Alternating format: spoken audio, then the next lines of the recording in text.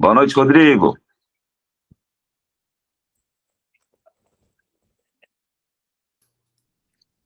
Boa noite, tudo bem?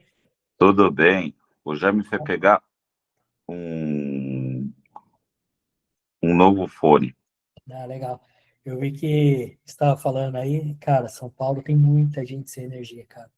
Muita gente. Eu tô com clientes meus que eles estão desde ontem, 4 horas da manhã, sem energia. E a previsão é amanhã, final do dia, voltar. Sim, sim, as ruas aqui estão sem energia, né? A rua de casa aqui está escura, por exemplo, né? Mas graças a Deus aqui em casa tem. Mas muitas pessoas que trabalham comigo hoje trabalharam um pouco até onde a bateria do celular deu, né? É isso. Lá no, na Lotus, pelo menos, os torneios, cara, eu tava bem preocupado porque a gente começou o TR lá na segunda-feira, então era segunda, terça e quarta. Segunda-feira a gente colocou 4 jogos em quadra e começou a cair um pé d'água, parecia que ia acabar o mundo, então teve que interromper. Na terça-feira não teve jogos, aí a gente colocou só duplas na coberta, e na quarta, graças a Deus, a gente conseguiu terminar, estava na final, a hora que também foi quando aconteceu esse vendaval todo que caiu energia para todo lugar. Aí hoje É. de manhã terminou a etapa e começou já outra. Só atualizar aí, boa noite, pessoal. Já não sei se você está sabendo, aqui no sul, sudeste do Brasil, está tendo um ciclone tropical, vendaval, ventos de até 120 quilômetros por hora aí. Teve muito estrago por aí, em termos de energia, em termos de moradia do pessoal. Não tô sabendo, não. Eu nunca vi tanto vento na minha vida. É isso aí. Pessoal, vamos começar então. Muito obrigado pela presença de vocês. Acho que os pais vão começando a entrar aí. Tem essa questão de energia elétrica. Está sendo gravado também a Masterclass para a nossa videoteca, né? É uma honra imensa, imensa, imensa ter Jaime Onsis. Como eu comecei aqui falando com ele, eu jamais imaginaria que eu ia falar com um dos ídolos meus da minha infância, vendo ele jogar na Rede Manchete, jogando contra Ivan Lendl, Michael Chang e muitos outros, né? Era ele, Luiz Mata, ou Mata, que se fala, né? Que dominava o cenário nacional do tênis nessa época, né? E eu me lembro muito bem disso. Faz parte da minha infância, foi o que me despertou para o tênis desde pequeno, né? Então, eu estou emocionado de verdade, cara, de falar com você. Muito obrigado, Jaime, por ser só uma pessoa fantástica. Geminiano igual a mim, vi ali que nasceu em junho, né? Geminianos são poeta, né? Se fizer uma lista de gols, então, ó, Nadal, Djokovic, Jaime Onsis, Venus Williams, Steph Graf, nossa senhora, a gente fica até amanhã aqui falando. Tantos gols que jogam tênis aí. Bom, eu vou começar, já, você me permite, falando um pouco da sua biografia, pode ser? Tá, pode sim. Então, o Jaime Assis além de ser um dos meus ídolos, ele é um dos maiores tenistas da história do tênis brasileiro. Ele chegou a número 34 no mundo em 1992, né? Vitórias marcantes foi contra Michael Chang, que tinha sido campeão de Roland Garros, né? Então ganhou em Hamburgo, no Saibro, né? Então, no piso que o Michael Chang foi campeão, e também o piso preferido dos brasileiros. Participações fantásticas na Copa Davis, né? Que eu presenciei ao vivo, foi muito legal. Atuações muito sólidas. O melhor ranking de duplas foi o número 22 do mundo. Simples, ele teve ATP de Búzios, de Bolonha, 5 títulos de duplas, semifinalista de Roland Garros, né? Esse foi com o Meligeni junto, né? Certo? Não, esse daí foi nessa que eu fui assim, foi com o Orsanic, o Daniel Orsanic, o argentino. Isso, foi com o argentino. Peraí que eu me perdi aqui na lista, aqui, que tem tanta coisa aqui que, nossa senhora. Aí, vice-campeão em 2001 em duplas mistas, certo? E na Copa Davis, um dos principais, se não for o principal, né, nome da Copa Davis dos anos 90, né? Hoje, nosso capitão, né? Depois eu quero saber como é que é a emoção de liderar esse time fantástico, né? que a gente ficou lá torcendo pra caramba lá na Grécia, por exemplo, né? Eu fiquei muito emocionado. Representou nas Olimpíadas do Brasil, em Barcelona em 1992 e também em Atlanta em 1996. Tornou-se treinador, gestor e referência no desenvolvimento do tênis brasileiro. Trabalhou com programas de formação de alto rendimento. Tem um papel ativo, né, na CBT, na Confederação Brasileira de Tênis, como já disse, como capitão da Copa Davis, né, liderando um timaço. Eu só tenho Fonseca, né? É difícil trabalhar com Fonseca, Jair? Não, Dá, nada. né? Thiago Wilde e Thiago Monteiro, por exemplo, né? Fantástico. E atuou de forma estratégica na reformulação e na modernização dessa equipe, né? Além de outras e muitas e outras contribuições. Hoje mora nos Estados Unidos, né? Tem um filho que joga tênis, joga pickleball, né, Jair? Quando a gente conversou, você estava num campeonato de pickleball, né? Eu também jogo. Exatamente, meu filho do meio, mas todos jogaram, na verdade, começaram jogando tênis, né? Eles, os dois mais velhos, foram para a universidade jogando tênis, e eu tenho a nova que está no último ano dela na faculdade, também na universidade, jogando vôlei. Isso, é verdade. É verdade. Parabéns aí por ter filhos fantásticos aí, né? E é isso. Bom, vamos começar então a Masterclass, né? Chegaram várias perguntas dos pais aqui, né? Deixa eu colocar aqui no tablet ao lado, que fica mais fácil que eu ficar movimentando a tela, né? Oi, pode falar. Só uma coisa aí que você esqueceu, né? Que ele, em 2019, foi capa da revista Winner. Verdade. Deu entrevista aí pra gente quando a gente estava com essa revista aqui no ABC. Queria até agradecer agora, né, pessoalmente, aí fica agradecimento, nosso jornalista lá que entrou em contato, e foi bem bacana, foi bem repercutivo aqui na época, a gente falando um pouquinho sobre a reestruturação do tênis no Brasil, né, e ele é uma principal chave aí nessa reestruturação. É verdade, é verdade. E eu tenho um exemplar desse graças a você, Rodrigo. Obrigado. Está guardado aqui na minha biblioteca do tênis, viu? Legal. E todo mundo que eu conheço aí que jogou contra você e da sua época fala que você é uma pessoa fantástica, que realmente é, viu? Você não pestanejou em aceitar o convite, Jaime. Eu agradeço imensamente, tá? Então, imagina, é sempre um prazer poder estar trocando essas informações. Isso aí é gostoso para mim e essas oportunidades eu acho que são bem legais. Legal. Então vamos começar pela primeira pergunta, né? Eu separei por temas, como eu sempre faço com todos, né? Para ficar legal, né? Um bate-papo, né? Aí os pais, após as perguntas, podem também fazer algumas perguntas via chat ou abrir o áudio, né? Vai ser bem legal. Então, vamos começar com o tema início da carreira de Jaime Uncins e a formação. Como você começou sua relação com o tênis e quais foram as suas principais influências na sua infância, Jaime? Olha, para eu falar disso, eu tenho que falar da minha família. Eu venho de uma família que eu falo de esportistas. Meu pai, ele jogava futebol de salão no Clube Banespa, em São Paulo. A minha mãe jogava vôlei, também no Banespa. E então eu sempre fui criado na turma dessa do meu pai. Eu tinha os dois irmãos mais velhos também que já jogavam tênis também. E eles contam que eu desde pequeno, desde os 2, 3 anos de idade, eu ia para o clube com eles e não saía da quadra enquanto alguém não batesse comigo. O meu pai, ele quebrou o braço no futebol, acabou indo para o tênis depois, de uma maneira recreativa, né, com a minha mãe também. E a turma deles era bem grande. E eu acabei ficando o xodó da turma, então eu ia para o clube e todo mundo queria bater um pouquinho comigo, porque sabia que eu ia encher a paciência até que alguém batesse comigo. Eu devia ter uns 3, 4 anos aí. E então comecei desde pequenininho esse interesse pelo esporte. Eu gostava de praticamente de todos os esportes. E o tênis acabou chegando para mim mais firme ali quando eu entrei no Paineiras como militante. Na verdade, eu tinha ali já de 6 para 7 anos. E foi quando eu conheci o Otaviano Alves dos Santos, que está até hoje, o Biano está até hoje no Paineiras. E está no nosso grupo, viu? Coordenador de todo o programa de tênis de lá. E eu acho que eu tive essa sorte muito grande de ter esse contato com o Biano, que eu acho que é muito importante na formação do tenista, são os meus contatos, né? A parte de aprender direito, que a gente sempre fala de aprender direito. E o Biano praticamente foi um segundo pai para mim. Eu fui, nessa época, passava o dia no clube, eu ia para a escola de manhã, voltava, meu pai deixava lá, minha mãe deixava a gente no clube e ficava o dia inteiro no clube, jogava.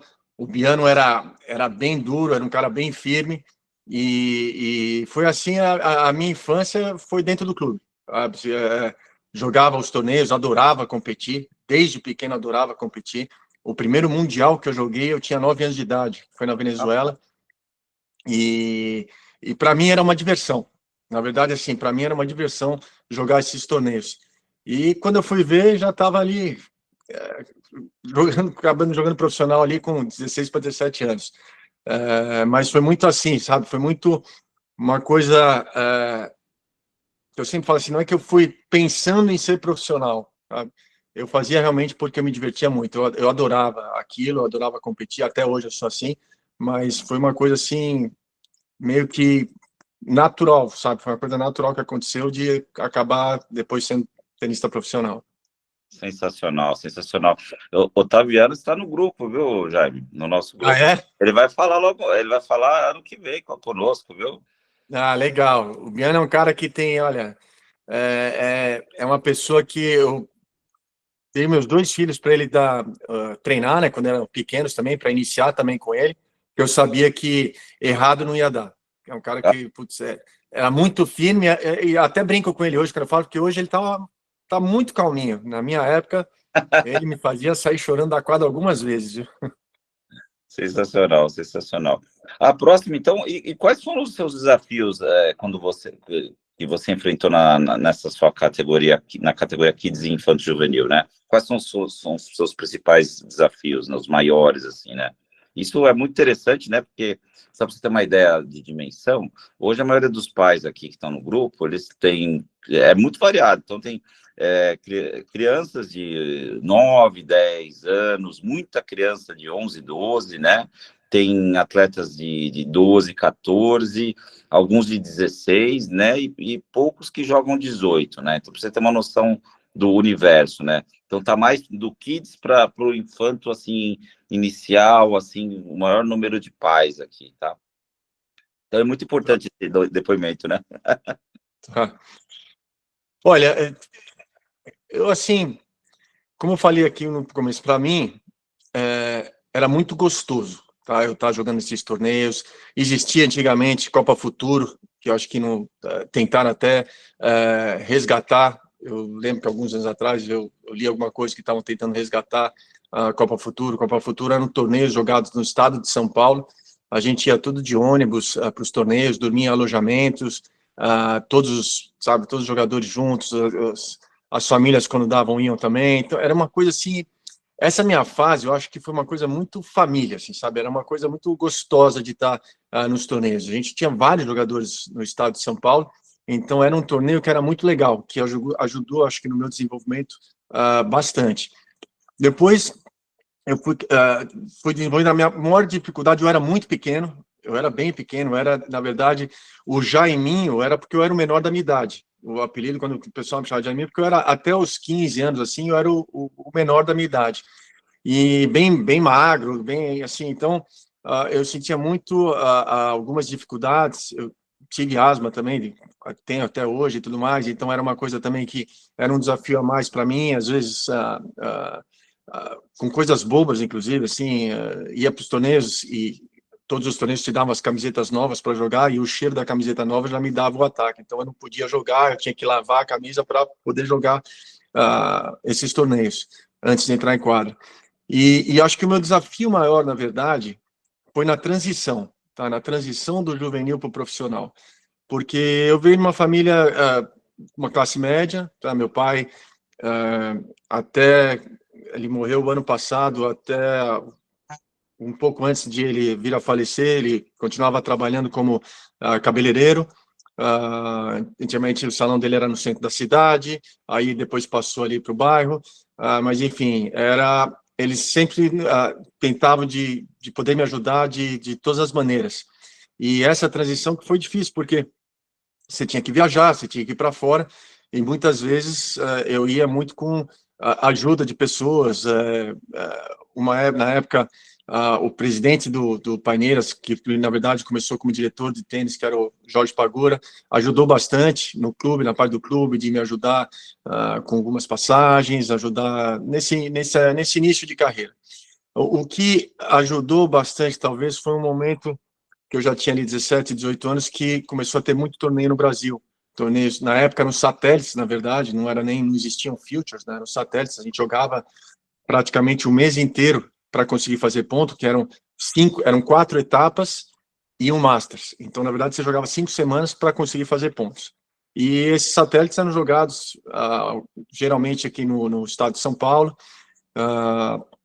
e quando não tinha isso, eu tinha que viajar para fora para jogar esses satélites também. Eu lembro de ter ido para a Espanha, para jogar um satélite na Espanha, jogar um satélite em Portugal, e as situações eram bem difíceis, porque eu viajava sozinho, às vezes meu irmão jogava nessa época também, às vezes eu encontrava com meu irmão em alguma das etapas.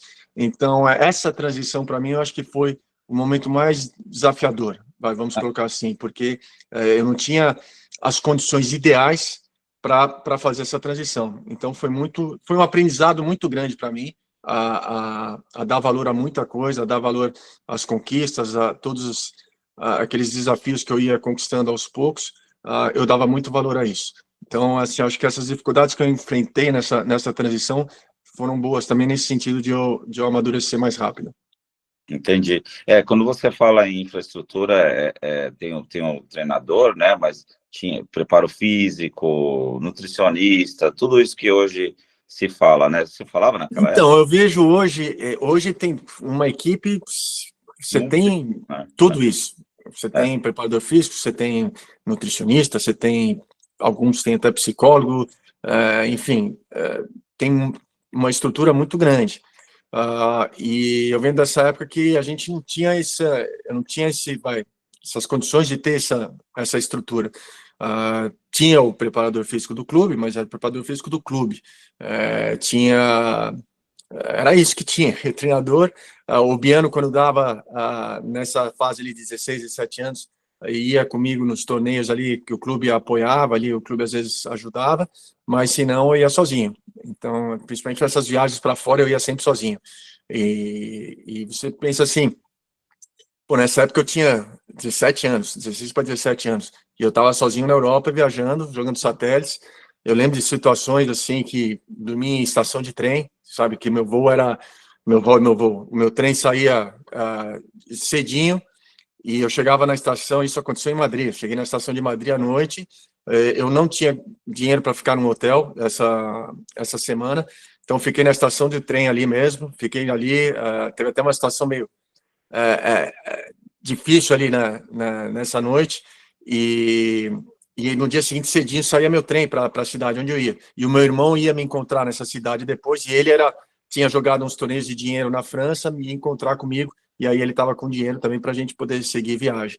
Então, teve essas situações aí também que eu aprendi muito, sabe? Aprendi muito, serviu para me dar muita casca, para ficar um pouco mais firme, vamos colocar assim, e também a valorizar tudo que eu ia conquistando, eu dava um valor muito grande a essas conquistas. Graças a Deus, né? Mas nessa época, com 17, nessa transição, você já tinha patrocinador que bancava essas viagens, ou era... Não tinha patrocinador que bancava a viagem, não. Era o que eu ganhava era o que me sustentava. Não, eu fui conseguir patrocínio mais tarde, quando já estava já um pouco mais, assim, avançado, vamos dizer assim, no profissional.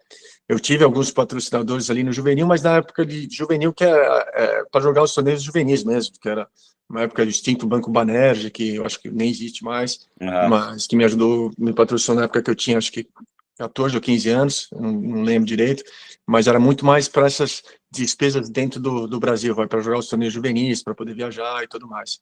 Mas fora isso, foi só depois realmente, quando eu já consegui um espaço dentro do profissional, que eu comecei a conseguir bons patrocinadores, vamos falar assim. Entendi. E aí, emendando, e tem tudo a ver, como é que a sua família lidava com essas viagens aí, e toda essa pressão, né? Então, curso, e aí tinha seu irmão, como que funcionava? Então, tem algumas situações que eu acho que talvez é até legal de contar, assim, nessa época não existia celular, né? Nessa Não. época a gente mandava cartão postal, e às vezes eu chegava antes que o cartão postal em casa.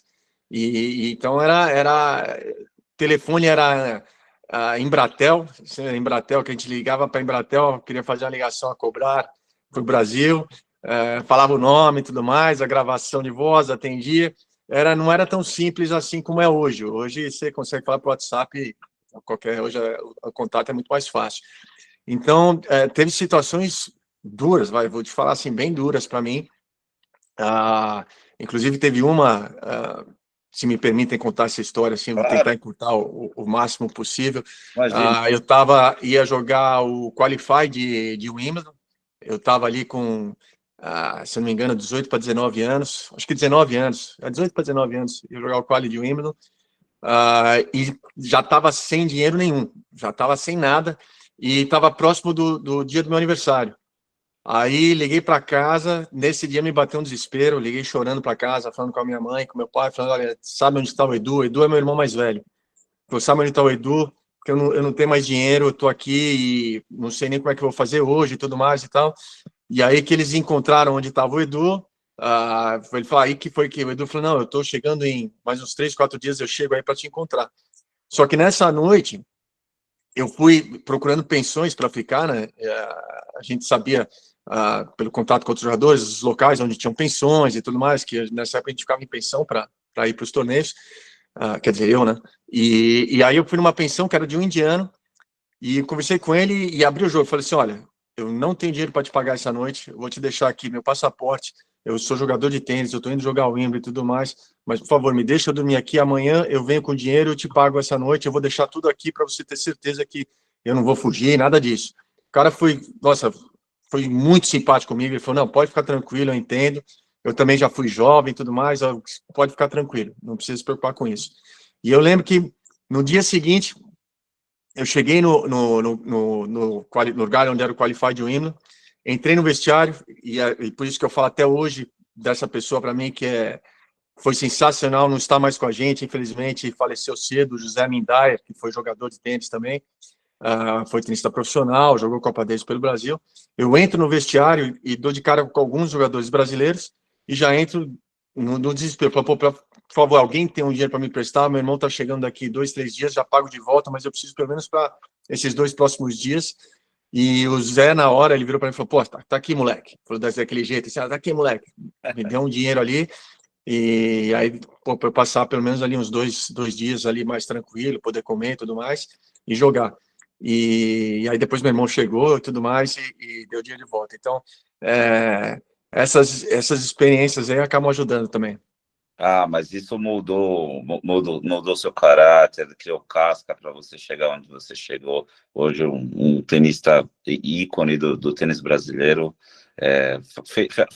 fez parte do seu desenvolvimento. Muito legal, muito legal. Não sabia disso aí, não, né? Tem muita coisa que as pessoas não sabem, mas Sabe que tá... eu ser bem sincero para você, eu não falo isso para coitado, nada disso. Não. Eu curtia tudo. Eu tentava sempre, e até hoje eu sou assim, de tirar sempre coisas positivas das dificuldades, entendeu? Sempre tirar dos momentos difíceis e tudo mais, tentar tirar coisas positivas. E ali a coisa positiva que eu tive, eu aprendi muito. Eu aprendi muito com essas situações e me deu uma bagagem muito grande, me fez amadurecer muito rápido. E como eu falei para você antes, a dar valor, conseguir, por exemplo, quando eu me lembro, como se fosse hoje, a primeira vez que eu fui viajar para a Austrália, para jogar o Australian Open, né, na chave, eu falei, poxa, eu vou me dar o direito de viajar bem. Então, eu vou gastar mais para viajar numa executiva, porque eu sou um cara alto, eu vou chegar ali, eu preciso do meu corpo e tudo mais e tal. Aquilo para mim, e não é que eu já estava bem, não era nada disso, mas eu sabia que aquilo ia me fazer chegar mais descansado no torneio para poder ter uma melhor performance. Então, nessas coisas eu não economizava. Então, eu pegava, investia e ia, e realmente valia a pena. Tanto é que eu fui a 3ª rodada na Australia Open esse ano. Então, aquilo lá já pagou o investimento que eu fiz. Mas era uma coisa que, poxa, eu falava para mim mesmo, pô, passei por tudo isso, por todas essas dificuldades que eu não quero passar mais. Então, quando eu tiver a oportunidade de desfrutar tudo que eu estou conquistando, eu vou fazer isso. E era essas coisas, de viajar bem, sabe, de poder estar bem preparado para quando eu chegasse nos torneios. É que nem um amigo meu mandou, né? Eu sigo sempre, né? Uma mente fraca só reclama das coisas. Uma mente forte, ela aceita e busca uma solução. E foi isso que você fez, Jaime. Legal, cara. Muito obrigado por esse depoimento. Então, vai servir de lição para muitos pais e muitos atletas essa história. Agora, vamos falar, então, a gente já começou falando da carreira profissional, né? Na sua opinião, qual foi o maior momento de glória da sua carreira? Olha, eu acho que o melhor ano, para mim, assim, como jogador, foi ali 92, 93. 92 foi o ano que foi a minha primeira Olimpíada, foi Barcelona, que, pô, fui super bem, fui às quartas de final, e nessa época, a semifinal já dava medalha de bronze. Antigamente era igual ao judô, os semifinalistas eram medalhistas de bronze, você não tinha disputa de terceiro e quarto. E se eu ganhasse esse jogo, eu já teria a medalha de bronze garantida. E na segunda rodada, foi quando eu joguei contra o Michael Chang. O Chang, na época, pô, já tinha ganho o Roland Garros e tudo mais, era um dos melhores tenistas no saibro. E na segunda rodada, e o interessante dessa Olimpíada foi que eu quase perdi na primeira rodada para um grego totalmente desconhecido, pelo motivo de eu estava tão deslumbrado de estar numa Olimpíada, eu ia para lá e você só se dá conta do tão grande que é uma Olimpíada quando tem o desfile de abertura. Eu lembro de estar entrando no túnel do desfile de abertura com a delegação do Brasil, e na hora que está ali próximo do túnel para entrar dentro do estádio, eu via atletas, né, de outros esportes que eu acompanhava pela televisão e tudo mais, chorando de emoção, vibrando um com o outro e falando, pô, conseguimos. E aí que eu me liguei da importância que é uma Olimpíada, porque o tenista ele joga 4 grandes slams ao longo do ano, toda semana tem torneios importantes e tudo mais. E às vezes esses atletas de outros esportes, eles trabalham e treinam e se preparam 2, 3 anos para uma Olimpíada. Então eles ficam buscando aquela meta de se preparar e conseguir chegar numa Olimpíada. Então aí que eu dei conta de quanto importante era aquele momento. E aí eu valorizei muito aquilo de estar ali. E é só que pô, eu tinha 21 anos. Eu ia para a Vila Olímpica, pô, eu ficava procurando os atletas famosos que eu só via pela televisão e tudo mais. Então, e foi a primeira vez que foi o Dream Team dos Estados Unidos, então Michael Jordan, Magic Johnson, Larry Bird, todo mundo. Poxa, eu vi os caras. Eu ia para o refeitório, eu ficava no refeitório só para ficar olhando todo mundo. Então, eu via as atletas da ginástica olímpica, enfim, para mim eu estava na Disneylândia do esporte. E eu perdi completamente o foco e quase perdi na primeira rodada para um grego. Fui ganhar no quinto set, nessa época ainda era melhor de 5 sets. Eu fui ganhar no quinto set. E aí no dia seguinte eu tô quieto comendo, né? E o Paulo Cleto na época era o capitão do time, era meu treinador também, né? E ele sabia que eu não era um cara quieto, eu era um cara brincalhão e tudo mais. E ele falou, meu, o que você tá quieto? Eu falei assim, cara, não, eu só tô querendo ficar focado, porque eu senti que eu tava completamente desfocado. Então agora eu percebi que, pô, eu também sou um atleta, eu vim aqui para competir, então agora eu vou ficar focado, fazer o que eu vim aqui para fazer. E a segunda rodada foi contra o Michael Chang, que eu acabei ganhando em 4 sets dele, depois ganhei de um holandês e perdi nas quartas de final de um russo, Cherkasov. Perdi no quinto set, perdi 6-4 no quinto set. Nossa, eu estive muito próximo ali de poder vencer essa partida e ter a medalha de bronze numa Olimpíada. Mas eu acho que esse foi um dos momentos muito legais para mim, nesse ano de 92, e também, nesse mesmo ano, teve as oitavas de final de Roland Garros, onde na segunda rodada eu ganhei do Lendl, o Lendl que foi número 1 do mundo e tudo mais, ganhou 3 vezes, se não me engano, 3 ou 4 vezes Roland Garros, e esse jogo também tem uma situação específica, que eu perdi os 2 primeiros sets, aí ganhei o terceiro e o quarto set, e o quinto set parou 5-5 no quinto. Isso. Porque começou a chover, não, acabou a luz do dia, já era 9 e pouco da noite, e lá não se jogava com luz, só joga com luz natural, né? E a gente passou o jogo pro dia seguinte. E o jogo 5-5 no quinto set, e eu ia sacar. Bom, imagina quantos minutos eu dormi essa noite. Eu dormi, acho que se eu dormir 20 minutos foi muito. Eu só ficava pensando, porque o que acontecia comigo? Quando eu entrava na quadra, e começava o jogo, eu já esquecia completamente contra quem eu estava jogando. Era um outro adversário que eu tinha que fazer meu melhor para tentar ganhar aquele jogo. E quando parou o jogo 5-5, eu tive todo o tempo do mundo para pensar, nossa, eu estou muito próximo de ganhar do Lendl, um cara que eu assistia a jogar na televisão, um cara que eu vi ganhar Grand Slam e tudo mais, e agora era uma situação muito real de poder ganhar esse jogo. Então eu ficava pensando, pô, se eu tiver match point, o que eu faço? Se eu tiver match point contra, o que eu faço? Mas eu vou sair jogando, sacando, pô, não posso perder meu saque de jeito nenhum, porque tá 5-5, se eu perder meu saque, praticamente acabou o jogo. Então ficava assim, a noite inteira, rolando de um lado para o outro, não consegui dormir nada. Fui pro dia pro jogo, aqueci quase que 1 hora, eu tinha que entrar muito aquecido pro jogo, porque era um jogo curto, né? Podia ser 2, 3 games, só ia acabar o jogo, então tinha que entrar muito aquecido e muito preparado. E eu lembro que esse primeiro game do 5-5 durou mais de quase 15 minutos. Ele teve vantagem para quebrar meu saque, eu tinha vantagem para fazer, ele teve vantagem para quebrar. A minha respiração ficava ofegante o tempo todo. Acabei conseguindo fazer o saque, 6-5. Ficou 6-6, fui 7-6, e aí quebrei o saque dele para ganhar 8-6 no quinto set. 8-6. Também foi uma vitória muito marcante para mim. Então, esse ano eu acho que foi um ano muito especial para mim. E foi o ano também que a gente fez semifinal na Copa Davis. Vencendo a Alemanha no Brasil, depois perdemos da Suíça fora. Eu vi tudo isso ao vivo, puta, que sensacional. E a passada final?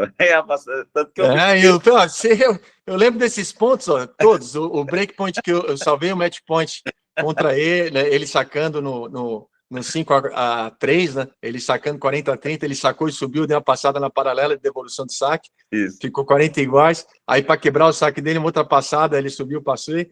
E depois no último match point, um ponto lá que já me joguei na quadra para matar o vôlei e dali não levantei mais. É verdade. E ele vinha para a rede e você mandava uma passada nele. Como que eu não vou esquecer disso? Eu tinha 12 anos. Esse jogo foram 5 horas e 43 de jogo. Foi louco. Foi muito legal 92, realmente foi. Mas eu pulei algumas perguntas importantes, mas tem tudo a ver com isso. Você falou que quando você entra na quadra, você não fica pensando que é o Ivan Lendl, que é o André Agassi. Você simplesmente entrava e falava, tem que focar aqui. E a gente perdeu um bloco, mas eu vou retomar porque eu vou fazer esse link. O seu treinamento e sua evolução, né? Que é muito importante para nós aqui, pais e atletas. Como era a sua rotina de treinos lá com o Biano e equipe na sua época de infanto juvenil e início de profissional? Quantas horas você treinava por dia em média? E como você treinava esse foco que você falou? Então, assim, olha, eu sempre fui desde pequeno, muito observador. Sempre foi, é uma característica minha. Tanto é que até hoje eu imito os jogadores jogando, eu fico assim meio... eu fazia isso desde pequeno. Eu lembro que eu ia jogar uns torneios, eu era tão maluquinho da cabeça que eu, às vezes, pegava um jogo e falava, hoje eu vou jogar igual o Kirmaí. Aí ficava fazendo igual o movimento dele. Aí agora eu vou jogar igual... O Biano ficava louco com isso. Eu, por ser muito observador, e isso foi uma coisa que o Biano também me ensinou desde pequeno, eu falo assim, ó, no bate-bola você já vai vendo como é que o cara joga, vai estudando, vendo como é que o cara joga. E na verdade, assim, ó, eu não treinava muito, não, porque não existia isso de treinar 4, 5 horas por dia. Eu treinava 2 horas por dia no Paineiras, e era isso. E eu sempre, no aquecimento, já no bate-bola com o meu adversário, eu já ficava vendo se ele mostrava algum defeito. Então, eu dava um slice para ver se ele tinha dificuldade de bater, eu puxava uma bola com um spin um pouco mais alta, acelerava um pouco, e fazia isso dos dois lados para ver se ele mostrava alguma dificuldade em algum golpe específico. E a outra coisa que eu fazia muito, sempre que acabava um ponto, que eu fazia um ponto, ou que o meu adversário cometia um erro, eu sempre ficava observando ele se ele mostrava alguma reação, se ele mostrava algum tipo de... porque às vezes tem jogadores que erram uma bola e vão lá e repetem o golpe, e reclamam e tudo mais, então eu ficava observando isso para ver se ele me mostrava a fraqueza dele, para eu poder aí em cima dessa deficiência dele. E isso eu fazia desde pequeno, sempre fui muito disso, desse meu lado de observar e montar a estratégia de jogo. Tanto é que eu conseguia montar a estratégia de jogo muito rápido, porque eu conseguia ver essas coisas, esses sinais que os adversários mostravam para mim. E talvez por ser pequeno, eu tive que aprimorar mais ainda isso daí, porque eu não tinha muita potência nos meus golpes e tudo mais, porque era, como eu falei antes, o menor da minha idade. Então eu tinha que ganhar muito na parte mental, de como eu poderia montar meu jogo e ganhar do meu adversário. E eu fui crescendo, sempre aprimorando cada vez mais isso, e o Bian tem um papel fundamental nisso, que ele incentivava muito isso, sabe, de ficar vendo a fraqueza dos adversários e cair em cima disso. Então, isso era uma coisa que eu fazia muito. E quando eu viajava, principalmente quando eu estava viajando sozinho para os torneios, eu sempre ia lá e dava uma olhada no meu adversário, ver como ele jogava, para tentar ver como é que eu poderia jogar contra e montar a minha estratégia. Então, por isso que eu acho que, assim, hoje, como treinador agora, isso eu acho que é uma das minhas características mais fortes, é de poder montar ali e ver a situação do jogo que está acontecendo para ter alguma mudança, se caso necessário. Eu aprendi muito nessa minha fase. É isso, né? E você podia ter escrito um livro que é esse aqui que eu estou relendo aqui, pera um pouquinho, que é do Brad Gilbert, Jogos Do Brad Gilbert, Winning Ugly. Tudo isso que você falou aqui está num dos capítulos dele, né? Então, o Jair Belcini já fazia isso bem antes, né? né? Desde infanto juvenil, né? Já era observador. É isso aí, ó. Criançada que está aí online, meu filho está online aí, pais, prestem atenção. Isso é uma lição importante, importantíssima. E tem um dos pais aqui que via você treinar lá no Paineiras Morumbi e me falava assim que todo mundo é indiscutível muito habilidoso, né? Mas a questão física, que nem você também mesmo falou, né? O menorzinho da turma, né? Sempre pegava um pouco. Como é que você se virava com isso, assim, né? Tinha um trabalho específico nisso? Você já me disse que não tinha tanto isso na sua época, né? Mas tinha algum cuidado especial? Porque, por exemplo... Não existia. Eu vou ser bem sincero para você, não tinha nada específico. Eu fazia preparação física do clube, que não era... Nessa época, era uma preparação física bem básica. Eu, inclusive, muitas vezes, como eu falei antes, eu usava da minha deficiência, principalmente essa parte física, que eu era muito magro, muito pequeno, da melhor maneira que eu encontrava. Vamos supor que eu estava jogando um jogo duro, ganhava o primeiro set, eu sentia que eu estava começando a perder o gás. Nesse momento, vai parecer loucura o que eu estou falando, mas eu me preparava para o terceiro. Então, eu sabia que, olha, eu sabia da minha limitação física, então eu procurava fazer meu adversário correr bastante, e se ele me botasse para correr, eu economizava. Eu ia economizando um pouquinho, para no terceiro set eu entrar firme e poder jogar o terceiro set inteiro. Então eu fiz isso, mas estou falando isso aí, eu devia ter 14, 15 anos, talvez. Eu não vou lembrar direito agora, 14 anos, eu não vou lembrar direito, mas alguns jogos eu fazia isso. Aí depois eu fui começando a desenvolver mais a minha parte física, na verdade, com 18 para 18 anos ali, mais ou menos, que aí eu comecei a fazer um trabalho físico mais puxado, mais específico mesmo. Eu me lembro, inclusive, a primeira Davis que eu fui como juvenil para treinar com a equipe, eu tinha essa dificuldade. Só que foi a primeira vez, inclusive, que eu joguei uma melhor de 5 sets, e foi uma das primeiras vezes que eu aguentei a jogar uma melhor de 5 sets. Eu tinha ali 17 anos, acho, 17, 18 anos, e joguei ali treinando com os titulares da Davis. Então, era muito... se você for comparar com hoje em dia, era muito amador essa parte aí. Era muito amador, a gente está muito atrás. Inclusive, a preparação física que é feita hoje em dia não tem nada a ver com o que a gente fazia naquela época. Na minha época, eu corria 5, 6 quilômetros, dava tiro em rampa, musculação pouquíssima, quase nada.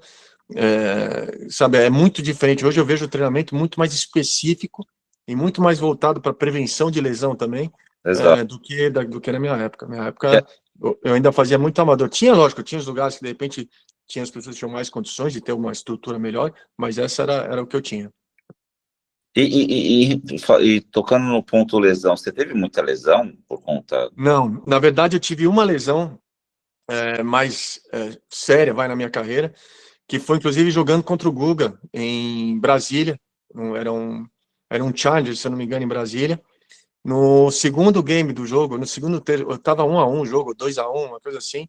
Ele me deu uma bola no contrapé, eu perdi meu pé de apoio e caí em cima do meu joelho, com o peso do meu corpo. Aí eu rompi o ligamento, o colateral medial, não rompi o cruzado, mas eu acabei ficando praticamente aí 5 meses até eu poder voltar e tudo mais, a voltar a jogar e tal, a ter confiança de novo, foram quase aí 5 meses, foram 1 mês de muleta, depois eu tive toda a parte de fisioterapia e tudo mais, fui acabar voltando depois realmente de acho que uns 5 meses que eu voltei realmente a ter confiança de novo de jogar sem medo. Caramba, olha que coisa, hein? E hoje, em relação à parte mental, que você falou bastante, não tinha também, né? E como que você avalia hoje no Brasil você já falou da parte física e a parte mental? Como que você vê hoje? Olha, eu vou te falar da minha época, cara. É. Não existia nada disso, sabe? Não existia a psicólogo esportivo, não existia... era meio que, olha... E principalmente, sabe, eu acho que eu tive, assim, a possibilidade de trabalhar com 2 treinadores que tinham um perfil bem parecido, sabe? Eles eram bem duros, bem firmes comigo.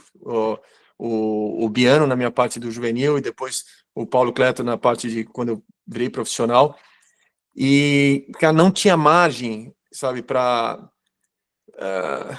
eu não quero usar a palavra desculpa, mas não tinha margem para mostrar fraqueza, vamos colocar assim. Era olha para frente, encarar isso, sabe, foi muito...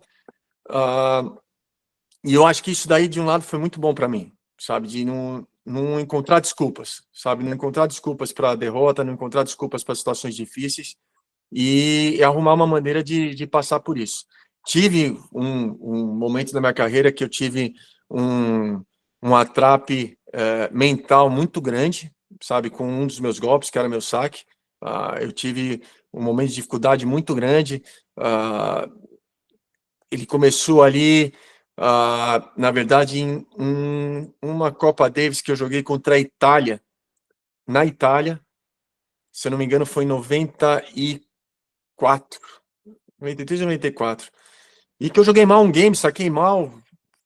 Eu comecei mal o jogo, na verdade. Era o primeiro game do jogo. Eu comecei muito nervoso e comecei com 3 dupla faltas. E dali em diante, depois desse jogo, eu comecei a criar uma neura muito grande com essa parte do saque. E durou um bom tempo, sabe? De eu aprender a lidar com isso e sabe, de trabalhar isso, trabalhar minha cabeça. E vou te falar que tinha a parte mecânica também, que hoje eu vejo isso mais claro, a parte mecânica. Eu tinha um problema mecânico, que deveria ter sido trabalhado, mas tinha muita parte mental nisso daí, sabe, de atrapalhar mesmo.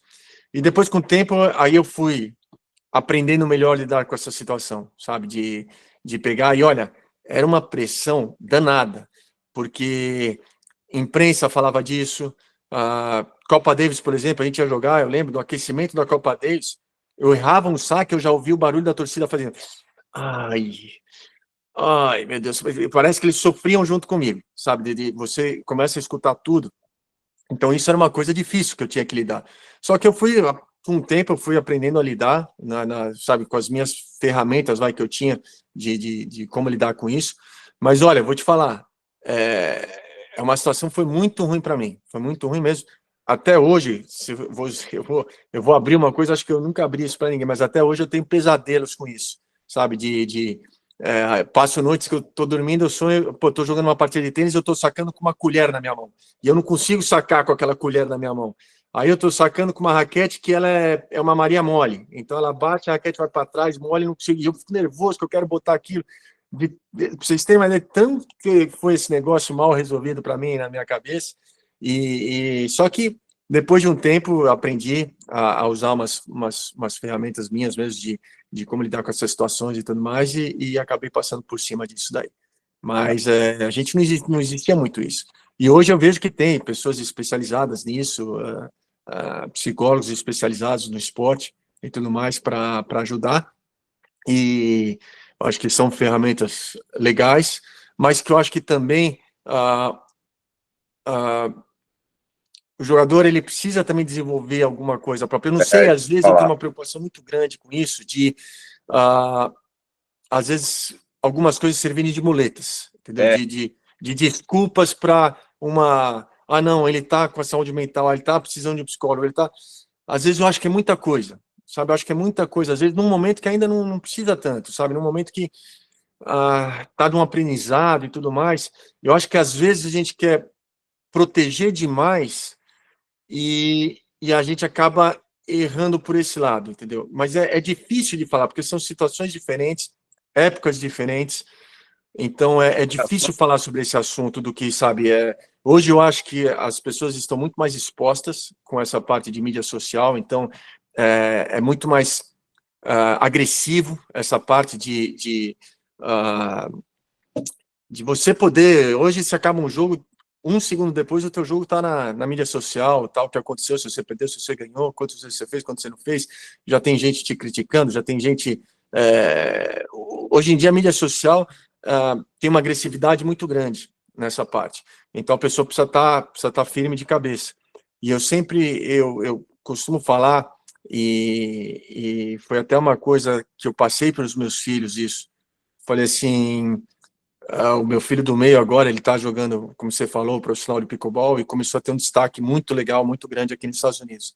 E eu falei para ele, falei assim, cara, você esquece tudo que falarem de você, tanto as coisas boas como as coisas ruins, porque nada disso é verdade. A única verdade é o que você sente, o que você passa na quadra e o que as pessoas que te querem bem falam para você. Porque o resto é tudo coisa de momento. A pessoa que vai te elogiar no momento que você está bem é a mesma pessoa que vai te criticar no momento que você está mal. Então, evite, não dê atenção a isso, nem aos elogios e nem às críticas, porque isso tudo é passageiro. Faz o teu trabalho dia a dia e você vai conquistar as coisas conforme a sua possibilidade, entendeu? Então, não dê ouvidos a... Então, eu aprendi muito a não dar muito ouvido nem a elogio e nem a crítica, porque são coisas passageiras. Você está exposto, principalmente hoje em dia. Hoje em dia, eu acho que o atleta, ou a pessoa, o ser humano, hoje está muito mais exposto do que antigamente. Eu concordo plenamente com você isso. Eu acho que essas ferramentas vieram para ajudar, mas acho que o tenista que quer chegar a um alto posto que nem você foi e precisa ter também o seu autodesenvolvimento, que nem você teve, né? E pessoas como o Otaviano, desde o começo contigo, que nem você falou, né? No seu desenvolvimento pessoal, aí como um ser humano e profissional. Eu concordo plenamente com você, já. E umas coisas assim muito loucas, né? Tem gente que tem a nossa idade, né? Que você estava falando do telefone, né? Como as modernidades mudam, né? As pessoas falam assim, mas agora você tem que perguntar se eu posso atender o telefone. Antigamente, né? Você estava falando lá, você tinha que falar com o seu irmão, eu não sabia se quando que eu te atender, né? Porque não existia celular, né? Então, as pessoas estão perdendo um pouco desse desenvolvimento aí, raiz, né? Vamos dizer assim, né? Eu concordo plenamente com você. Eu falo um pouco que essa geração, justamente por ter toda essa facilidade, esse acesso, né? Desse acesso, às informações e tudo mais, tem os que sabem levar isso para o lado bom, sabe, de aproveitar essas coisas, e tem o que é a maioria, fica soft, fica muito soft. Então, fica muito propenso a achar desculpas, a achar razões para as frustrações, achar, enfim, motivos para a derrota, ou motivos para o fracasso, ou motivos para a dificuldade, ou motivos que não consegue chegar. E eu acho que acabou ficando muito soft. Então, os que sabem usar toda esse material que se tem hoje em dia, esse acesso às informações do lado certo, poxa, ótimo. Só que eu acho que a maioria ainda usa isso daí pelo lado mais de ficar mais soft do que usar mesmo da maneira certa. Ô, Jaime, eu só queria pedir permissão, porque uma pessoa que te adora, que você falou tão bem, entrou na live. Otaviano, por favor, dê um oi aí. Cadê o Biano? Biano, teu negócio tá no mute. Tá no mute. Aí, ó, fala aí.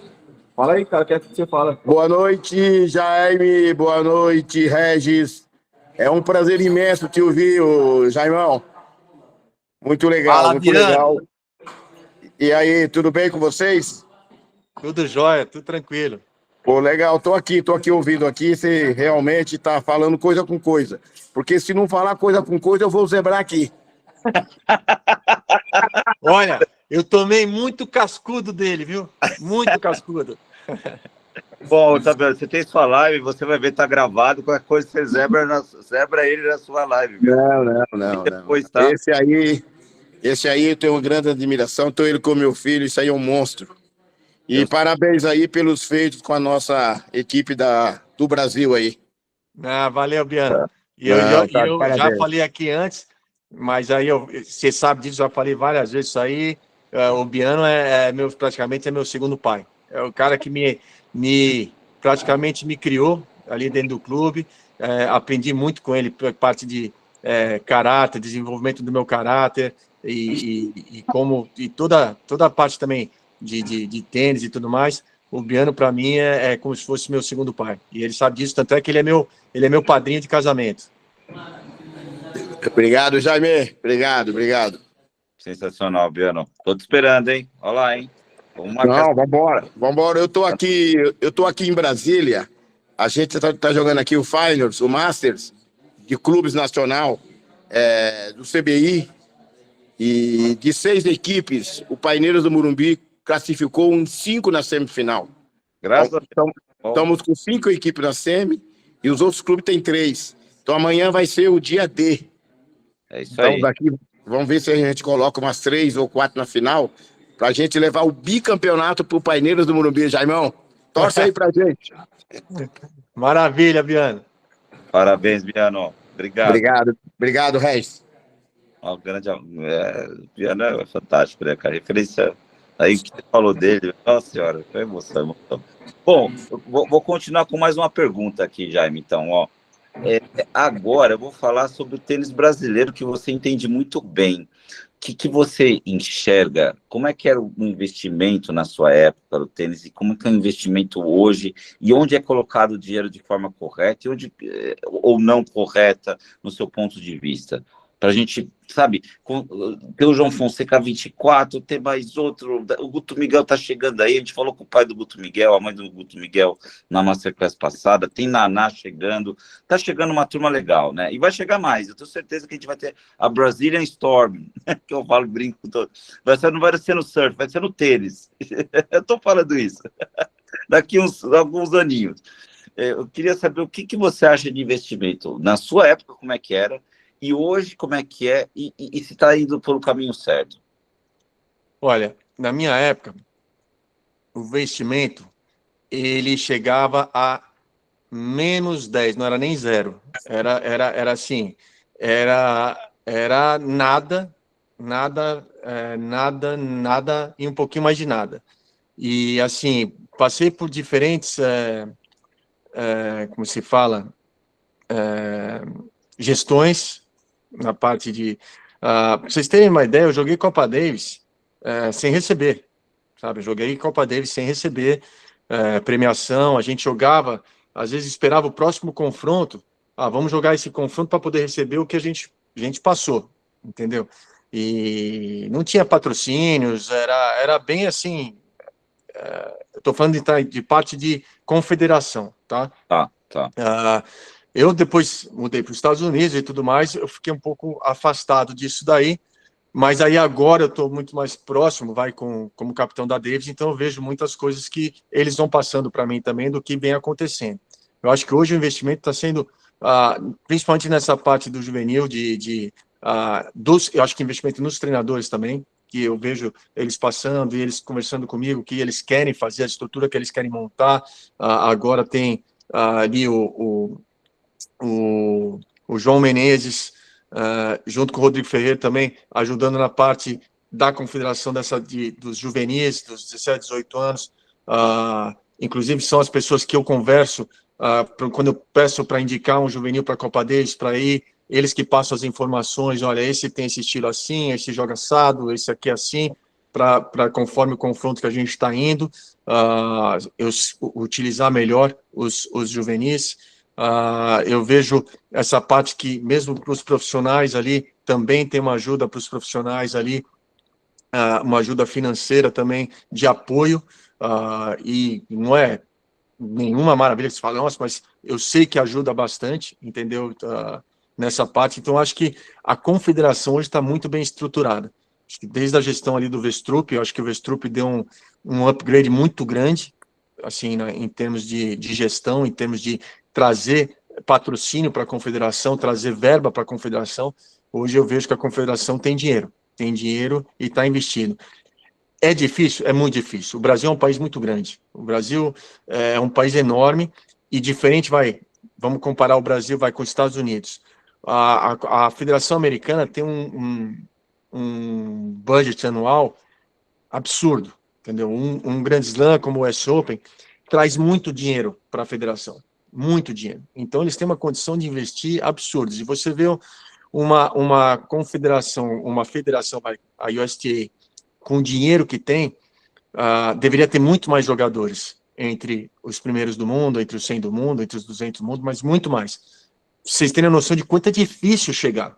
Não é apenas só você ter o dinheiro. É difícil chegar, é difícil você chegar a estar entre os melhores do mundo. Então, eu sempre falo, poxa, os tenistas que conseguiram isso saindo do Brasil merecem, eu acho que, um respeito muito grande, porque a gente sabe da dificuldade que é chegar lá. Não é simplesmente como esse exemplo que eu citei agora, uma estrutura que tem a USTA, que teve a possibilidade de visitar aqui agora que ela está em Orlando, visitar o centro deles, é um negócio absurdo. São 100 quadras com quadra coberta, quadra de saibro, quadra de hard-through, quadra dura. A universidade que tem a UCF, que é aqui em Orlando, o lugar de jogos dela são lá, os lugares de treinamento dela é lá. Quer dizer, é absurda a estrutura que eles têm. E isso hoje é inviável você construir isso no Brasil, porque você tem um país do tamanho do Brasil. Você, primeiro, para construir isso é uma verba absurda. Então, acho que eles foram para o caminho que é o caminho mais viável, vamos colocar assim. É você ter treinadores que vão fazendo seus trabalhos junto com seus atletas e tudo mais, e conforme vai desenvolvimento, vai passando por uma seguinte fase, por uma seguinte etapa desse processo. Eu acho que isso é a maneira mais viável hoje, entendeu? É lógico que o sonho seria um centro de treinamento e tudo mais, mas não sei se isso também seria a solução. Eu acho que você trabalhar com algumas pessoas diretamente e poder trazer dar essa condição de eles fazerem o seu trabalho junto com alguns jogadores e tudo mais, também isso daí é uma maneira também que acaba sendo mais viável de você conseguir ter um sucesso. Eu acho que não é à toa também que a gente está tendo agora, como você mesmo citou esses nomes, de jogadores aparecendo agora, que com certeza, eu acho que daqui a alguns anos vão estar se destacando no profissional. Eu super concordo com você, mas eu ainda acho que a gente precisava ter uma casa. O Rogerinho Dutra concordou também. Na verdade, ele falou primeiro, mas eu já venho com isso. Eu ainda acho, Jaime, que não você ter. Eu acho que o futebol tem um montão de estádios, né? Maracanã, Morumbi, Mané Garrincha, e assim vai, né? Será que o tênis não poderia ter uma casa, a nossa identidade? O Rio Open hoje é dentro de um Jockey Club. O SP Open, né? Tô falando dos dois principais torneios, tá? Masculino e feminino. É dentro de um parque, né? O Parque Vila Lobos, que eles revitalizaram as quadras lá. Você não acredita que a gente poderia ter uma casa, na casa do tênis? Então, aí vem minha pergunta assim: um lugar, quantas quadras você acharia que seria? Você não adianta você fazer um lugar vou fazer com 10 quadras, ou vou fazer com 20 quadras. Para você pensar assim no lugar, acho que tem que ser um negócio que você possa abraçar um número grande de pessoas, certo? E eu acho que tem tantas pessoas. Qual que eu acho assim, um empecilho disso quando você fala assim, em um lugar? Hoje eu vejo que os treinadores, eles estão espalhados no Brasil, tá? Tem treinadores no Nordeste, no Sul, no Centro, enfim. E como tem jogadores em regiões diferentes. Você centralizar isso, ok, tem um lado bom que eu acho que você vai fazer os melhores treinarem com os melhores e tudo mais, isso daí vai fazer a evolução, vai trazer uma evolução e tudo mais. Mas se nem a USTA consegue fazer isso aqui, de conseguir fazer com que os melhores jogadores não treinam na USTA.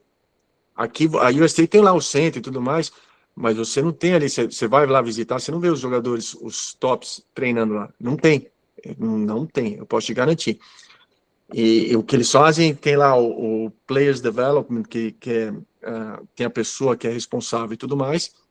E o que eles fazem, ele tem, por exemplo, um treinador que vai trabalhar com 2, 3 jogadores. E eles vão bancar esse treinador vai estar viajando com esses 2, 3 jogadores nos Estados Unidos, ou se precisar jogar fora dos Estados Unidos, enfim, esse treinador vai ser responsável por esses 3 atletas. O outro treinador vai ser responsável por outros 3 atletas. E assim por diante. Desde os 14 anos ali, 16 anos, e conforme vai evoluindo, vai passando para outro treinador. Agora esse daqui vai fazer parte daquele outro grupo, com aquele outro treinador, que aquele outro treinador trabalha na parte da transição. Aí agora aquele treinador trabalha na parte ali dos futures. Então é assim que eles funcionam um pouquinho aqui. Eles não pegam todo mundo, olha, vai todo mundo treinar aqui na USTA, esse grupo inteiro. Né? Não tem.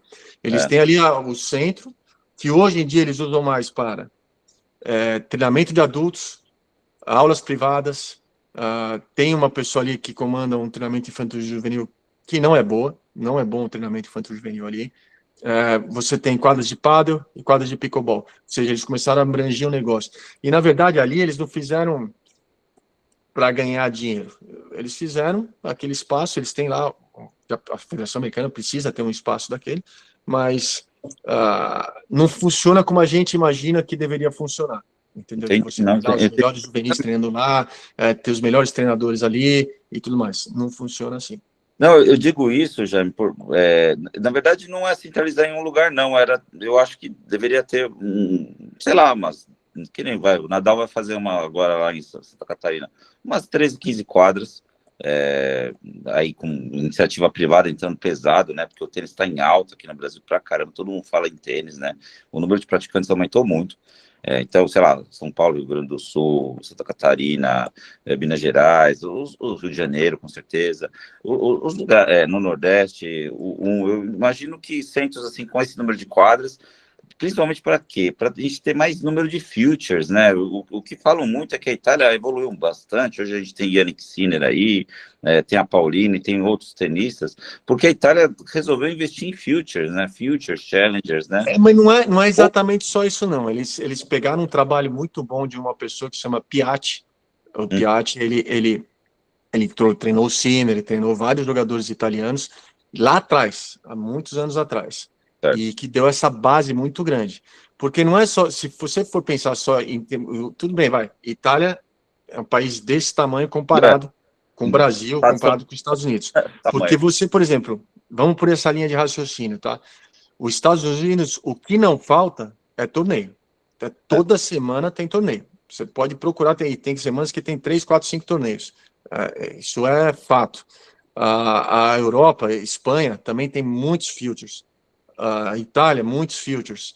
Tem até um lugar onde muitos brasileiros acabam indo para jogar, que o ano inteiro é de futures, na Turquia, se eu não me engano. Acho que é na Turquia que tem um dono de um resort lá que resolveu, ele faz, toda a semana tem future, o ano inteiro. Um post da Carol Meligeni falando sobre isso, exatamente. Turquia. Então, tem isso também. Então, eu acho assim, eu não sei a fórmula. Eu acho que o Brasil nunca teve problema de talento de jogadores, jogadores talentosos. Eu acho que o Brasil sempre teve um número grande de jogadores talentosos no juvenil e, por diferentes razões, acabaram não vingando, sabe? Tem várias razões para isso. Eu não sei te dizer qual que seria a fórmula, porque se eu soubesse também qual que seria a fórmula, eu ia ficar enchendo para todo mundo fazer, mas eu não sei qual seria a fórmula. Se discute, isso é uma discussão de vários anos que a gente já tem lá atrás, de ter um centro de treinamento. Isso não é de uma coisa de agora, desde a época que eu era juvenil, isso daí já se falava de o Brasil ter um centro de treinamento, mas sempre tem as dificuldades, sabe? Sempre tem as dificuldades. Então, eu acho assim, quem sabe um dia a gente possa ter não um, mas de repente 3 centros de treinamento, sabe? Não tão grandes, mas em diferentes regiões, onde as pessoas possam usar esses polos, entendeu? Esses lugares como uma base. Exato, e não só para o treinamento competitivo, mas começar a massificação, porque lá na base pode ter um grande talento que vai virar depois um tenista profissional, né? Eu penso nisso, né? Porque o que eu acho, sabe, o que eu acredito muito é você ter qualidade. Então, assim, você pega a Argentina, muito se fala da Argentina, dos argentinos, pô, por que os argentinos eles têm mais jogadores do que os brasileiros. A Argentina tem uma coisa muito interessante, assim, que eu vejo já há muitos anos. Eles não se adoram, não, viu? Os argentinos, eles são bem rivais com eles e tudo mais, só que pré-temporada, a maior parte vai para Buenos Aires e todos eles estão lá. Então, você, durante aquela semana, você pode todo dia treinar com cara diferente. Você vai ter cara diferente para treinar todo dia.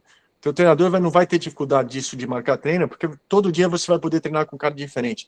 Eu vou lembrar na minha época de profissional, eu treinava com o Nico todo dia. Era eu e o Luiz Matar. A gente treinava todo dia junto. Agora, você imagina se a gente tem mais 12, 14, 16 caras do mesmo nível para a gente treinar todo dia. Fantástico. Cada dia eu vou treinar com um cara diferente. Cara do mesmo nível. Não tem como você não evoluir. Não tem como, porque um acaba puxando o outro. E isso, eu parto do princípio que com o juvenil é a mesma coisa. Se você tiver ali 10 juvenis do mesmo nível, treinando junto o tempo todo, um vai puxar o outro, um vai pegar... Mas aí o que acontece hoje? Pô, tem um juvenil bom em Brasília, aí tem um outro lá em Pernambuco, aí tem um outro lá em São Paulo. Esses caras não... E os torneios, o que aconteceu hoje em dia também, que eu vejo muito no Brasil? Na minha época de juvenil, só tinha um circuito, que era o Circuito Sul-América. Isso eu estou falando de nível nacional, tá? Era o Circuito Sul-América, que eram 4 etapas no ano, e o Campeonato Brasileiro. Ponto.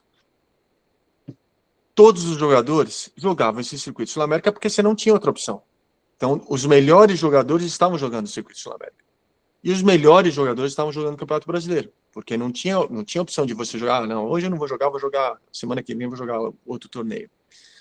Depois apareceu um outro circuito, aliás, o Circuito Sul-América, ele cresceu um pouquinho, foi para 6, 7 etapas, mas, de novo, todos os melhores jogadores do Brasil e da sua categoria jogavam. Essa Copa Futuro que eu falei para vocês, que era no estado de São Paulo, todos os melhores juvenis jogavam. Então, você sabia que ia ter jogo, competitividade, todo torneio, toda semana ia ter competitividade. Hoje, eu vejo que a quantidade de torneios que você acaba tendo no Brasil juvenis acabou espalhando um pouquinho isso. Então, às vezes, o torneio não está tão forte, sabe? Um outro torneio não está tão forte. Um campeonato brasileiro, hoje tem Brasileirão, Brasileirão, eu até me confundo, eu não sei nem saber exatamente como é que é. Então, nessa época, um puxava o outro, sabe? A gente sabia que, pô, eu ia jogar uma etapa do Sul-América, pô, os melhores caras do Brasil iam estar lá, então um puxava o outro. Então isso ajudava. Eu lembro que a gente teve juvenis assim que com bastante destaque. E que depois, por diferentes razões, alguns conseguiram jogar profissional e seguir, de ser 200 do mundo, 150, e outros pararam no caminho, por diferentes razões. Então, acho que hoje isso daí seria importante. Quando você fala de um centro de treinamento, eu acho que isso sim seria legal, como eu falei assim, ter 3, 4 lugares, onde, poxa, ó, vamos fazer uma pré-temporada, vamos conversar com os treinadores. Eu acho que isso também tem um isolamento muito grande de treinador, sabe? Um isolamento muito grande, de um medo muito grande também, de perder o seu jogador. E a gente tem que entender, o jogador tá ali, não é seu. Agora, se você faz um trabalho legal com ele e consegue um desenvolvimento, ele vai ficar ali, entendeu? Então, você poder fazer um pouquinho mais de intercâmbio, sabe? De você pegar, vamos passar 2 semanas juntos, vamos num lugar, vamos treinar, vamos pegar 4, 5 jogadores, vamos treinar com seus treinadores, mas vamos passar 4, 5 dias treinando junto aqui, ou uma semana treinando junto. Vai ser bom para todo mundo, até pela troca de informações.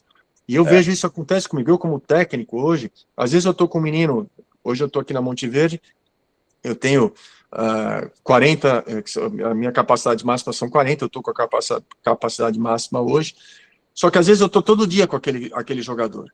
Às vezes vem uma pessoa de fora, ela vê uma coisa que eu não estou vendo, porque eu já estou acostumado a ver todo dia, eu também, às vezes eu passo uma coisa despercebida. E às vezes vem alguém de fora e fala, poxa, não, esse cara... Eu falo, pô, sabe, eu não tinha pensado nisso, não tinha prestado atenção nisso. Então, essas trocas de informações são importantes para o desenvolvimento de todo mundo, não só do jogador, mas dos treinadores também. Eu acho legal isso que a CBT fez, inclusive fez, acho que essa semana, um encontro de treinadores e tudo mais, que foram juvenis lá participar e tudo mais. Eu acho que é uma oportunidade de ter essas trocas de informações também. Com certeza. Eu concordo plenamente com você. Nós aqui do Tênis 360 Graus, a gente tem uma iniciativa que não é desse tamanho que a CBT está fazendo, né? Mas, por exemplo, o Rodrigo aí, o Antônio, que estão na live aí, eles cederam o espaço na dia 14, domingo, e alguns pais, nós vamos fazer esse encontro de treinadores aí, pais e atletas, né? E aí, 5 horas de treino com drills, né? E depois jogos tipo Copa Davis, que você jogou bastante, ou Billie Jean King para as meninas, né? E depois duplas mistas para desenvolver. E aí, na hora dos jogos, os pais saem e vão para uma masterclass com algum dos treinadores. É isso que a gente está pensando. Então, e como nós estamos em São Paulo, nós estamos empoderando que outras pessoas, outros pais, porque nós temos pais do Brasil inteiro aqui, tá? Nessa live. Quase todos os estados estão aqui, tá? Que eles comecem a fazer exatamente isso que você falou, Jaime, porque é muito importante isso, esse intercâmbio, né? É isso que tem os argentinos, e eu concordo plenamente com você. O gringo, ele falou exatamente isso também. Conflui com tudo que você está falando, eu concordo plenamente. E agora, falando também de Brasil e futuro, o que você acha que, na sua opinião, o tênis brasileiro deve continuar incentivando, que jamais deveria abandonar? Porque a gente falou tudo que a gente precisa fazer, certo? Para a gente ter lá mais top 10, top 20 do mundo, né? Você como capitão aí, escalar mais João Fonsecas, né? O que você acha que sempre foi feito de bom e precisa... É nosso DNA e não pode faltar nunca, nunca. Olha, sem muito dizer, assim, te dar essa resposta. Eu vou te falar, como o que eu acho que talvez aí não é nem de, sabe, de confederação, não é nada disso. O que eu às vezes acho que sinto, nas vezes que eu, sabe, na época que eu estava no Brasil, eu acompanhava muitos torneios juvenis, porque eu tinha uma academia, então eu ia para os torneios juvenis como treinador e tudo mais. E hoje eu vejo assim muito quando eu converso com alguns, não só pais, mas jogadores, atletas, né, jovens e tudo mais.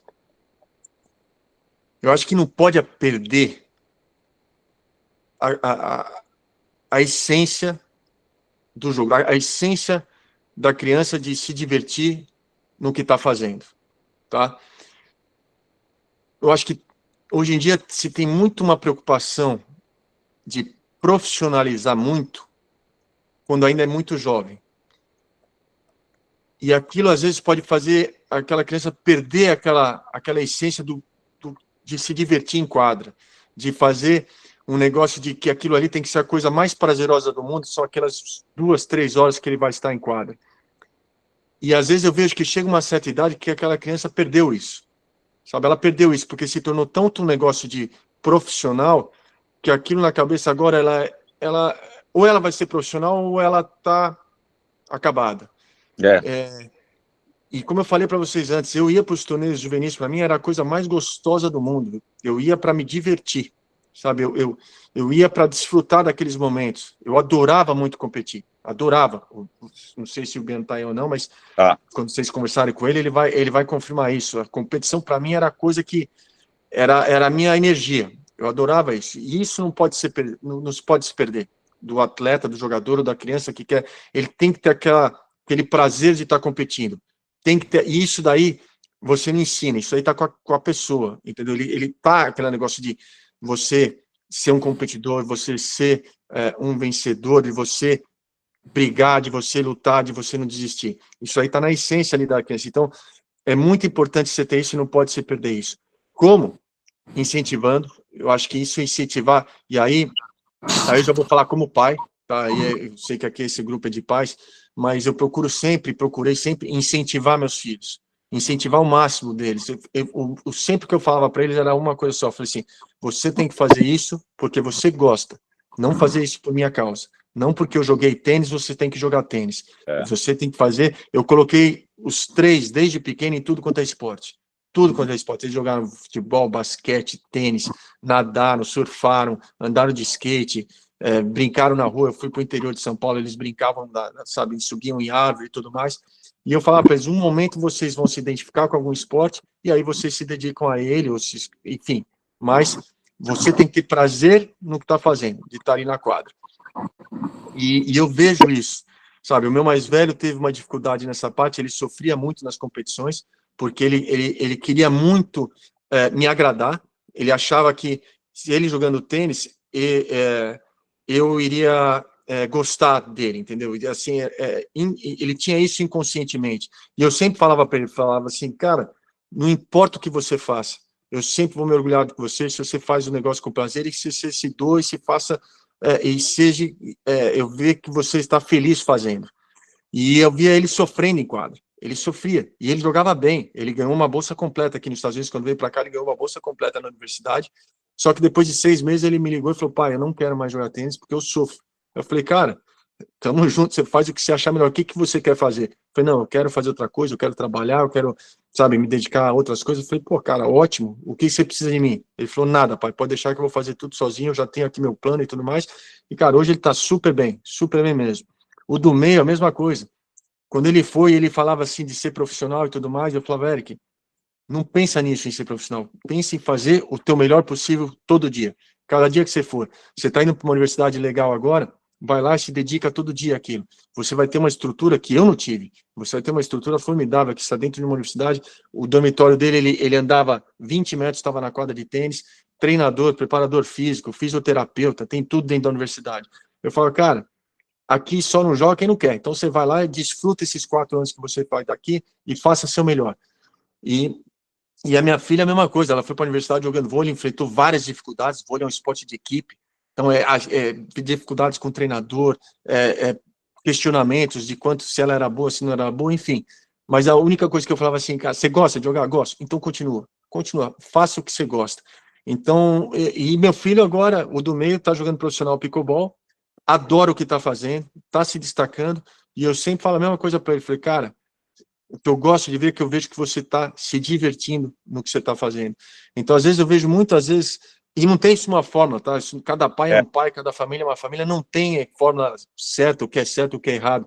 Essa é a maneira que eu lidei com os meus filhos, e que para mim era muito importante isso, sabe? Eu senti na pele isso, no momento que eu parei de ter prazer de estar numa quadra de tênis, foi quando eu comecei a me dar mal na quadra de tênis. Foi nesse momento que eu caí, no momento que eu fui embora no ranking e tudo mais, porque eu perdi aquele prazer de estar numa quadra de tênis. E eu só voltei de novo a me recuperar quando eu voltei a sentir prazer de estar numa quadra de tênis. Então, acho que isso é muito importante, isso não se pode perder, não pode tirar isso da criança. De uma maneira ou outra, às vezes a gente como pai acaba pressionando de uma maneira ou outra, ou cobrando de uma maneira ou outra, tentando fazer o melhor para o nosso filho. A gente acha que na nossa cabeça a gente está fazendo o melhor. E a gente não sabe. Na verdade, a gente vai errar fazendo. Eu errei fazendo com os meus filhos também, não acho que eu errei fazendo muitas coisas com meus filhos também. Só que eu vou tentando evitar o máximo possível esses erros. E a única coisa que eu sempre eu procuro passar para os pais é que, incentive o máximo que você puder e cobre a única coisa, cobre do que eles fazerem 100%, sabe? Se dedicar naquele tempo que eles forem ficar em quadra, se é 1, 2, 3 horas, que eles façam 100% e que eles façam aquilo porque eles querem e estão se divertindo fazendo aquilo, que é muito importante. Porque na hora que você pede o prazer do que você está fazendo, não adianta, não pode treinar 5, 6 horas por dia, pode fazer 2 horas de educação, de preparo físico, pode fazer o que for, que não tem jeito.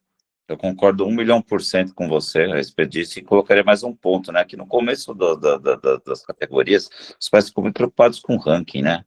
O ranking é resultado do Isso é a pior coisa que tem. E hoje não é mais o ranking. Né? Hoje é o UTR. Hoje é o bendito UTR. Agora você joga por causa do UTR. Você tem que jogar porque tem que subir o TR. E se não subir o TR...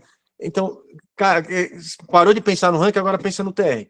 Aí, e de novo, eu converso, eu tenho a escola que eu converso com os pais, mas eu entendo, realmente, mas o ranking ou o TR tem que ser uma consequência. Tem que ser uma consequência do que você conseguiu fazer no dia a dia. Não pode ser, eu estou trabalhando, estou treinando para isso. Tem pessoas que conseguem lidar dessa maneira de botar metas. Não, eu quero terminar tal e alcançar, chegando a estar 100 do mundo, ou 200 do mundo. Ok, mas eu acho que o ranking, ou o TR, o que for, é uma consequência do que você vem fazendo no dia a dia. E foi assim que eu perdi o prazer de jogar tênis. Quando eu estava 34 do mundo, um jornalista, não sei se alguns pais talvez conheçam, é o Chiquinho Leite Moreira, ele trabalhava na época do Estadão, no Miami Open, que na época era o Lipton, que se jogava lá em Key Biscayne, e ele me perguntou, pô, Jaime, o que significa para você ser 34 do mundo? Aí eu parei para pensar assim, eu falei assim, é que tem 33 caras na minha frente. Foi a primeira coisa que me veio na cabeça, mas eu acho que nem eu me dava conta que eu estava 34 do mundo, porque eu nunca pensei no ranking, eu pensava só, pô, eu tava jogando, eu adorava, tava jogando os principais torneios do mundo, tava jogando com os melhores jogadores do mundo, e, pô, me divertindo. Aí eu falei, pô, para sair daquela entrevista, eu falei, pô, deixa eu ver quantos pontos eu preciso fazer agora para estar 30 do mundo. Quantos pontos agora eu preciso? Aí eu ia pro torneio, e eu falo, às vezes, quando eu tenho oportunidade de dar alguma palestra e tudo mais, eu falo assim, eu virei matemática, eu não virei mais jogador de tênis, eu virei matemática, comecei a fazer conta. Poxa, peraí, se eu for nesse torneio, se eu fizer 200 pontos, poxa, eu vou ser tantos no mundo. Poxa, aí eu fui perdendo o jogo, fui perdendo confiança, e aí eu perdi meu prazer de estar numa quadra de tênis. Porque aí aquilo para mim não foi mais prazeroso, eu comecei sabe, era um sofrimento. E foi quando aí eu decidi parar um pouco, falei assim, bom, vou parar um tempo, até eu voltar a ter vontade de estar numa quadra de tênis. E aí eu falo que esse foi um papel muito importante. Na época, era minha namorada, agora hoje é minha esposa, e que era essa época que eu estava bem ruim de cabeça. Ela falou, poxa, se você desistir agora, depois você vai se frustrar. Então, tenta de novo, sabe? Começa de novo, vai de novo. E foi aí que que começou a minha segunda carreira, que foi quando eu comecei eu ia para os torneios, eu tinha que jogar Qualify, ela viajava comigo para todos os torneios, e como eu tinha que jogar, eu jogava Qualify e jogava a chave principal de dupla. E aí eu comecei a ir bem na dupla, e com isso me possibilitava de jogar o Qualify na semana seguinte, porque eu chegava na semifinal, final de dupla, e eu não conseguia jogar o Quali, porque o Quali era sempre no sábado e domingo, e aí eu ia na outra semana, eu só jogava dupla, porque eu não conseguia jogar simples. E aí eu comecei a ter um ranking de dupla, e aí eu comecei a me meter de dupla, acabei me metendo muito rápido de dupla, e voltei a jogar os grandes torneios. Aí eu falei, então vou jogar só dupla. Então, por isso que acho que se não me engano, meus 5 últimos anos, eu acabei jogando só dupla, muito por essa razão, eu encontrei o meu prazer jogando dupla, tá numa quadra de tênis jogando dupla, e aí eu acabei encerrando a minha carreira no final, jogando ainda só dupla. O ranking não pode tirar o brilho nos olhos de jogar tênis. Não pode. Você tem que, eu acho que tudo que você faz na vida, que você faz com prazer, pô, a chance de você ter sucesso é muito grande. Eu concordo plenamente. Isso aí é fantástico. E da vida de você e da Jaime, isso aí fica fantástico. Eu concordo em gênero, número e grau a respeito. Bom, já que você está nos Estados Unidos, vamos passar então para um bloco importante, né? Como que você avalia o caminho do tênis universitário americano para os jovens brasileiros? Você tem uma academia aí, certo? Se você quiser contar um pouco a respeito do seu trabalho e como que você vê o tênis universitário americano para os brasileiros, né? A gente teve uma masterclass recente do Gustavo Zanetti, que com certeza você o conhece, né? Ele falou todo o caminho a ser trilhado, está gravado aos pais, né? Queria a sua opinião a respeito. Então, eu acho que, assim, o tênis universitário é uma opção muito importante e que o brasileiro ele teria que levar isso muito em consideração, tá? Eu vejo ainda um preconceito, vamos colocar assim, sobre o tênis universitário. Muitas famílias eles falam assim, até dos próprios jogadores, falam assim, se eu for para uma universidade quer dizer que eu sou ruim, eu não fui bom o suficiente para ser profissional. E quando a cabeça do americano é o contrário, ele treina e ele se prepara para o objetivo dele é jogar numa D1, jogar numa divisão 1, num tênis, que eles falam, que ser um atleta de D1. A família que tem um atleta jogando numa universidade D1 fala com um orgulho muito grande, meu filho é um atleta de D1. Então, e não é fácil, tá? O tênis universitário não é fácil você jogar numa D1, principalmente se for numa D1 de ponta, não é fácil. há pouco tempo atrás, a gente tinha o João, que estava com aquela dúvida de ir para o profissional ou ir para o tênis universitário. Ele estava indo para um time onde, na época, se eu não me engano, o TR dele era 13 ou 13,5, ou alguma coisa assim, ou 14, que é alto. O time inteiro dele tinha esse UTR. Cada jogador tinha esse mesmo UTR. Então, você vê o nível que era o time que ele estava indo. E para você, inclusive, ter uma bolsa completa, você precisa ter um nível de tênis muito bom. Não é um nível de tênis mais ou menos para você pleitear uma bolsa completa numa D1 forte. Você tem aqui universidades de todos os níveis. D1, que é um pouquinho mais fraca, enfim, tem diferentes níveis. Mas você precisa ser um cara bom. E você pensar num tênis universitário, você vai fazer na temporada vários jogos que vão te fazer aprender a lidar com pressão, aprender a lidar com desafios. Você está jogando por um time, você não está jogando só por você. Então, você tem uma pressão grande, você aprende muito no tênis universitário. Então, eu acho assim, e tanto é que isso era uma das coisas que eu passava para os meus filhos. Eu falava assim, cara, se você conseguir uma universidade, pô, vai ser top pra caramba, porque não é fácil. Você ter a possibilidade de jogar numa universidade vai ser uma experiência incrível para vocês. Eu, em nenhum momento, desde pequenos, eu falava para eles em questão de profissional, sabe, de ser profissional, porque eu sei que ser profissional são vários obstáculos, são várias passagens, e não é só você saber jogar tênis, são várias coisas que precisam ver juntas. Então, e eu acho que, e eu sempre falo assim, não é o tênis universitário que vai fazer você deixar de ser profissional ou que vai fazer você jogar profissional. Nenhum dos dois. Se você vai ser jogar profissional, você vai ser independente disso. Se você for para a universidade ou não for para a universidade, se você tem a capacidade, tem a qualidade e tudo mais, você vai ser profissional, independente de ir ou não para uma universidade.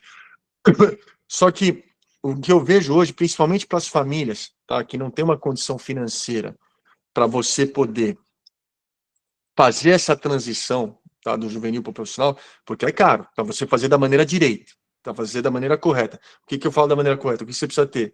É um treinador, você precisa ter um preparador físico, você precisa viajar com o treinador junto, você tem a despesa de hotel, tem a despesa de alimentação, você tem toda uma coisa que exige um investimento que não é pouco. Eu acho que hoje eu falaria em torno aí de 100 a 120 mil dólares ano que você precisa ter para ter esse investimento para fazer da maneira certa. Porque eu acho que também não adianta você querer ser profissional. Vou ser profissional, eu vou treinar num lugar aí que está me dando de graça, ou eu vou, sabe, vou aproveitar aqui, vou para lá. Não, aí, para mim, não está começando da maneira certa, tá? Vamos colocar assim.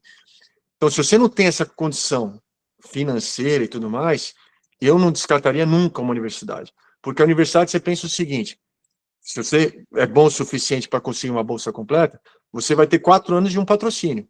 Você vai ter 4 anos de alguém que está pagando o seu treinador, que está pagando seus estudos, que está pagando seu preparador físico, está pagando seu fisioterapeuta, está pagando suas viagens para você estar jogando torneio. E no verão americano, você pode jogar os torneios profissionais. Eles, inclusive, levam alguns jogadores para os torneios profissionais. E se você começa a ter resultado bom, nada te impede de você trancar sua matrícula, trancar sua universidade, vai jogar tênis e depois volta para terminar. Porque hoje ainda a regra de muitas universidades, eles ainda mantêm a bolsa que você tinha na época que você está jogando. Você só não pode mais jogar pelo time, mas você mantém a bolsa que você teve no teu primeiro ano, no segundo ano, na universidade. Então, eu não vejo isso como uma coisa que vai te impedir, sabe? Eu vejo a cultura ainda no Brasil é um pouquinho ainda nisso, de, não, tênis universitário, esquece, ele vai ser profissional. Calma, e olha, por favor, eu quero que me entenda, em nenhum momento aqui eu tô querendo, falar não, que é difícil, não, que esquece, não é isso. Só que eu não descartaria tão cedo como as pessoas descartam, entendeu? Tipo, 14, 15 anos, não, já vai fazer online, ou senão nem vai estudar, vai fazer estudo à distância e vai só se dedicar ao tênis. Nesse momento, eu acho que você está tirando a oportunidade de ele poder ser outra coisa. Você está dando só uma oportunidade, você vai ser tênis, e você não sabe se daqui 3 anos ele vai se encher, ele vai queimar a cabeça, ou ele vai se machucar, ou ele vai ter uma lesão. Então é muito delicado isso aí, é muito delicado. De novo, é meu ponto de vista, tá? É o que eu acho e é o que eu fiz com os meus filhos. Cada um tem a sua cabeça, cada um acredita na sua... Mas eu concordo. Eu, assim, em termos de falar e de poder, se alguém me pedisse um conselho, poxa, o que você acha? Agora é diferente a situação, tá com 17 anos, já tá ganhando challenge, já tá furando quali de ATP, putz, aí talvez eu pensaria, bom, vai acabar indo seguir um caminho diferente. Mas se, sabe, com 18 anos ainda está jogando os torneios juvenis, está jogando os torneios estaduais, está tudo mais, poxa, eu não pensaria muito de ter essa possibilidade de ir para uma universidade. E, de novo, nada impede, quando o cara vai para uma universidade, de ele ser profissional depois.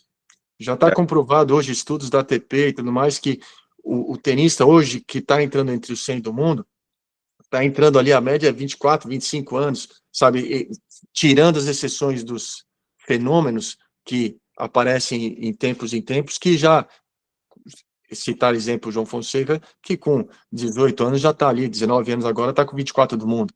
São exceções, é só ver quantos tenistas existem no mundo nessa situação. Então, a gente não pode querer fazer um negócio baseado nas exceções. Eu acho que tem que basear muito nas nossas possibilidades e o que a gente tem. Então, eu nunca descartaria um tênis universitário, porque vai estar fazendo vários jogos ao longo do ano que vai estar exigindo, entendeu? Principalmente se ele vai para uma universidade de primeira linha, e que não é fácil entrar numa universidade de primeira linha, não é fácil mesmo. Eu concordo plenamente com você, então eu sou americano, porque eu não sou brasileiro, porque eu penso, onde você quer que eu assine aí, Jaime? Penso igualzinho, rapaz, não, eu também acho. E eu acho que a mentalidade do brasileiro está mudando, viu, assim, a respeito disso, viu? Agora no Brasil tem alguns torneios UTRs, né, que estão surgindo, né, o pessoal tá ficando mais interessado a respeito disso, viu? Essa é a minha opinião. Legal. Uma coisa importante também que você falou dos torneios futuros, aqui em São Paulo, a Federação Paulista tem sim, do Copa, só que chama, é chique, né? Copa Future Kids, Future, enquanto juvenil, né? Não é futuro, é Future. É isso, né? Não, com certeza. Tem o Enzo Coleman aí que está na live. Obrigado por você ter entrado, Enzo. Também está aí fazendo tênis universitário americano, né? Nas férias também jogou M25 no Pinheiros, né? A gente se viu aí, né? Também pode dar o testemunho. Vai ter uma masterclass com ele também, Jaime. Então é isso. Ele participou também lá na equipe da Davis, acho que foi junto com o Jaime, né? Acho que foram passados. O Enzo? O Enzo. O Enzo. Foi sim. Figuraça. Ele tá à luz de vela, tá, Jaime? Porque tá sem energia ainda. Luz de vela aqui, pô. É que eu te disse, teve o Hurricane aqui hoje. Enzão é um fenômeno. Se tem um moleque sangue bom, é esse daí. Esse daí, cara, Enzo, adorei tê-lo ali na equipe da Davis, ali treinando com o time. Foi um cara que foi ponta firme pra caramba, ajudou muito nos treinamentos naquela semana lá. E a gente até chegou a conversar um pouquinho para essa ida aí dele para o tênis universitário. E fiquei muito contente ali de estar jogando na LSU, né, Enzo? Se eu não me engano.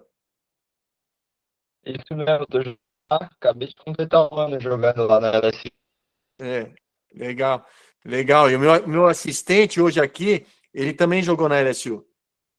Olha que legal. Sério? Então, quando eu falei para ele que você tinha ido para lá, ele ficou contente pra caramba. Falou, pô, é mesmo? Pô, vou falar com o coach. Só que aí o coach tinha mudado. O meu assistente já tá com 38 anos, se eu não me engano. Mas ele jogou lá também. Poxa, que legal, hein? Que legal.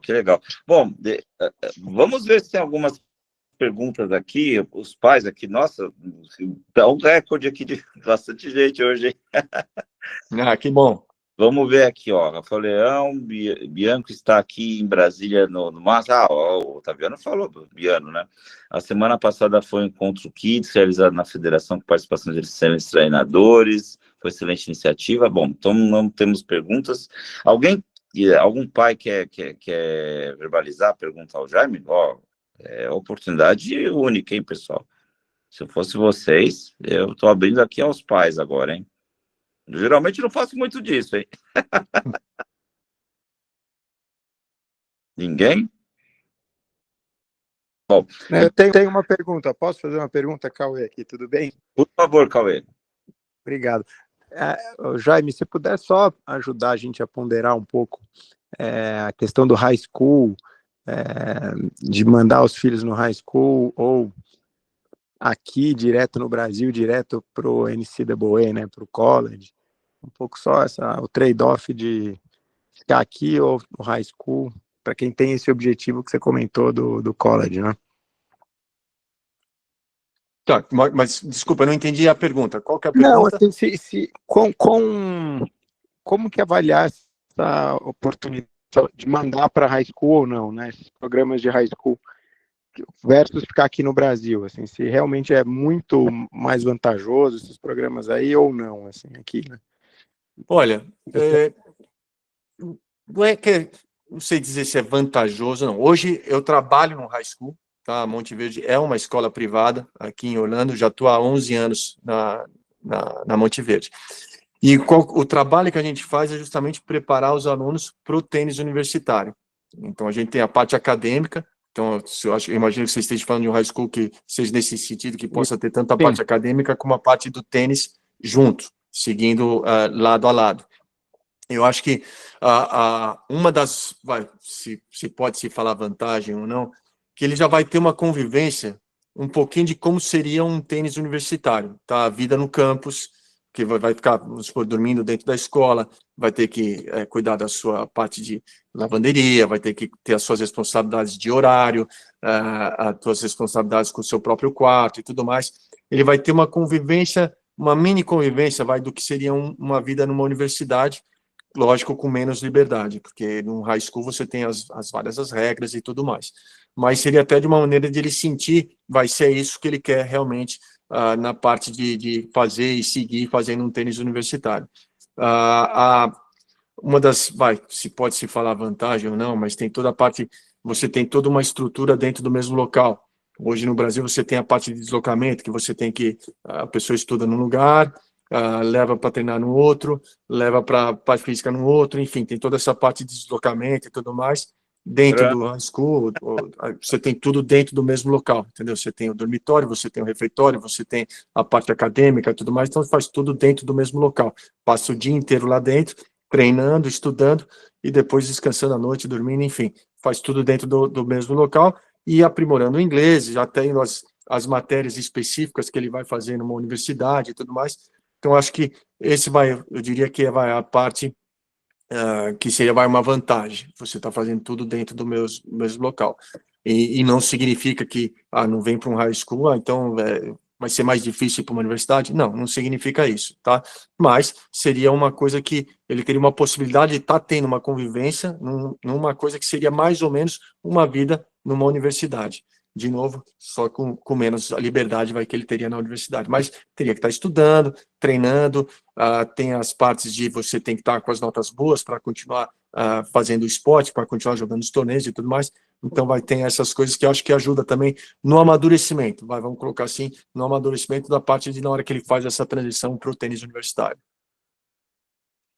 Perfeito. Obrigado mesmo. É isso aí.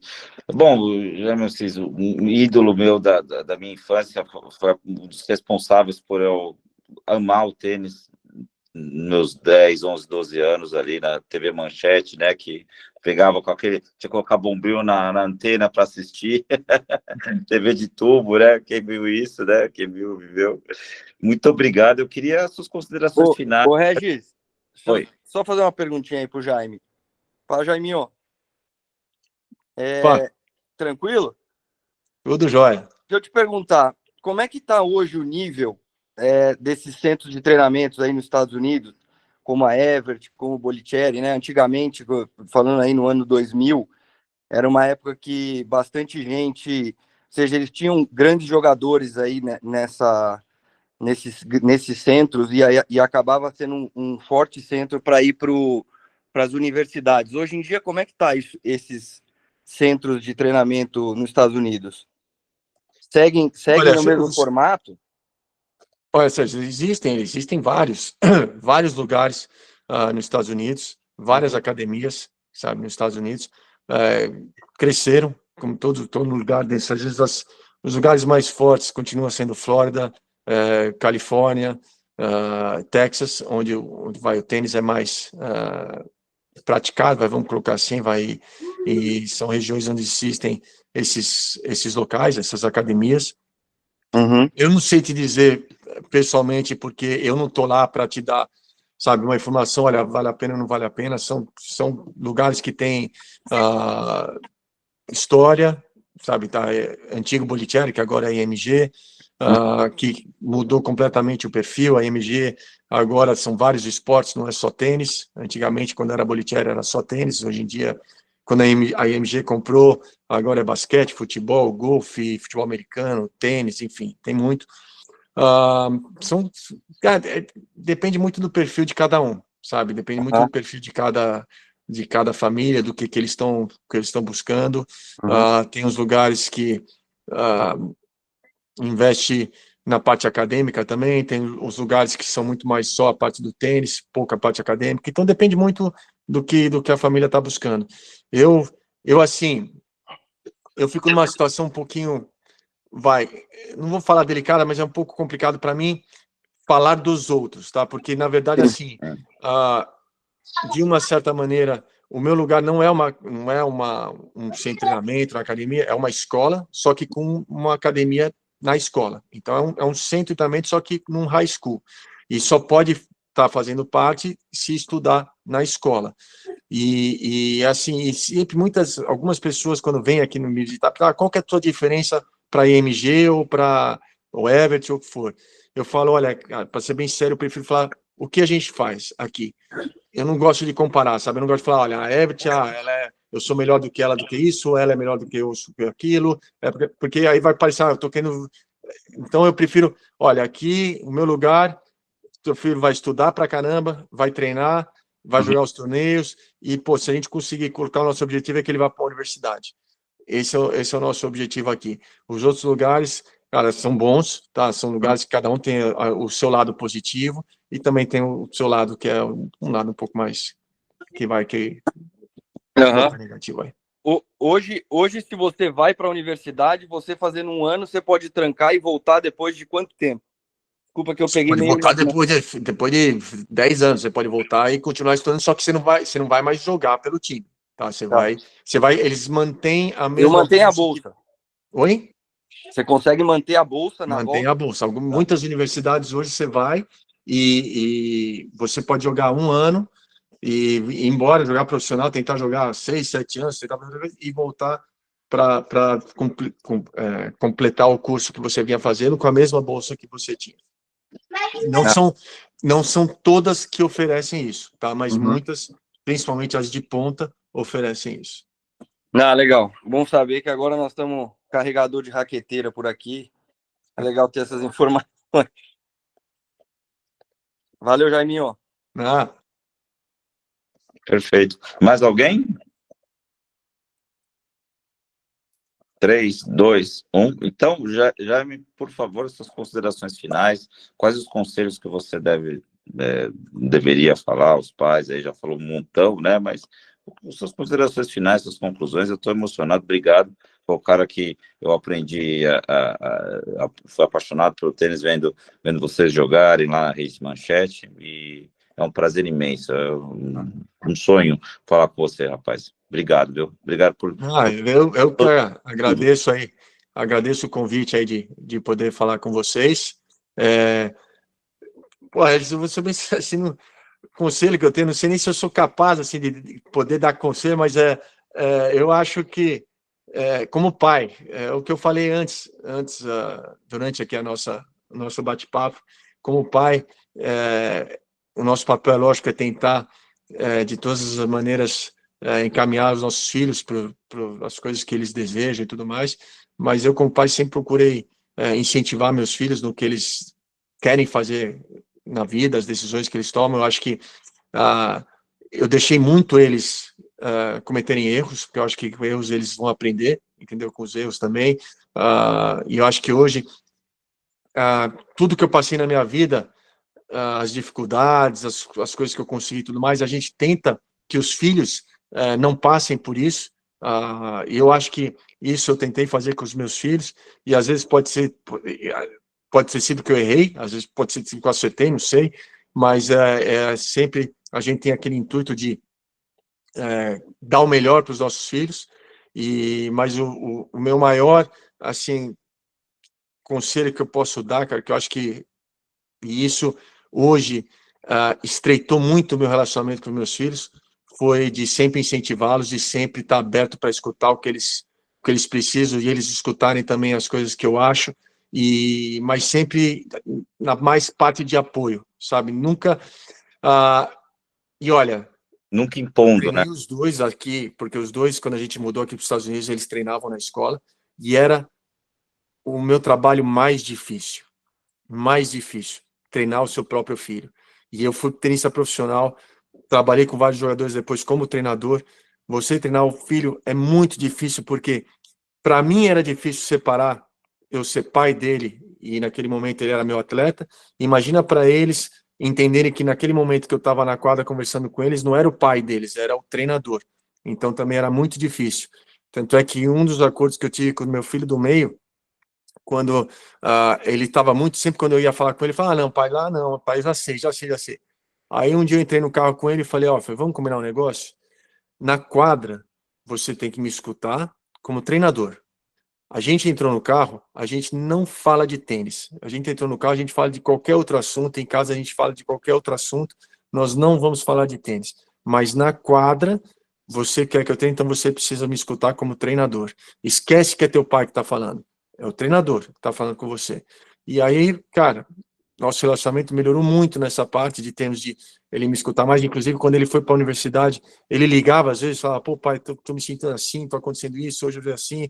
A gente conversava sobre os jogos e o nosso relacionamento hoje com os meus 3 filhos são, assim, excelente. Eu acho que por causa disso, acho que eu sempre dei essa liberdade para eles e falo, vocês têm que fazer o que vocês gostam e vocês sabem que daqui do meu lado eu vou apoiar sempre que precisar, da melhor maneira possível, dentro das minhas limitações, eu e a sua mãe. Então, acho que o nosso papel nesse como pais foi muito importante nesse sentido. A minha mulher, inclusive, desdobrando para minha filha jogando vôlei, ela ia para tudo quanto é torneio, levar para o vôlei, incentivando e fazendo essas coisas. A gente via as dificuldades, via as frustrações, e a gente sempre falava assim, olha, faz parte, frustração faz parte, você tem que lidar com as derrotas, se você quer crescer, você não pode baixar a cabeça, e se é isso que você quer, faça, que a gente vai estar aqui sempre te apoiando. E hoje até... Todo mundo me pergunta, né, que o meu filho do meio está jogando, já está entre os 10 do mundo no pickleball, e eu estou jogando pickleball também. Hoje eu sou o número 1 do mundo no profissional acima de 50 anos. E, inclusive, muita gente aqui, muitos juvenis, querem que eu treine, que eu seja treinador deles no pickleball e tudo mais, e eu não quero, eu não falo. E meu filho mesmo, não treino meu filho, ele raramente pede conselho para mim do pickleball, às vezes só que eu vou lá assistir, ele fala, o que você achou, tal, a gente conversa um pouco, mas eu sou torcedor, eu vou lá, torço, incentivo. Hoje eu posso dizer que eu sou pai e é uma delícia ser pai. Ser pai, não precisar, sabe, se preocupar em estar passando informação para ele. Por mais que eu veja e ache que ele está fazendo alguma coisa de falar, eu só pergunto depois, você quer que eu fale alguma coisa do jogo? Você quer que eu fale alguma coisa? Se ele falar que quer, eu falo.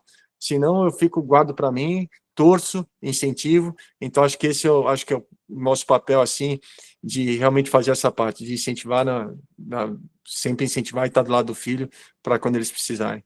E a felicidade, né? A busca da felicidade. E de ver eles fazendo com prazer. Poxa, hoje eu vejo meu filho jogando com prazer incrível. A minha filha também, foi o último ano dela de vôlei, chorou pra caramba no último jogo dela, que sabia que já não ia mais jogar, que acabou a temporada.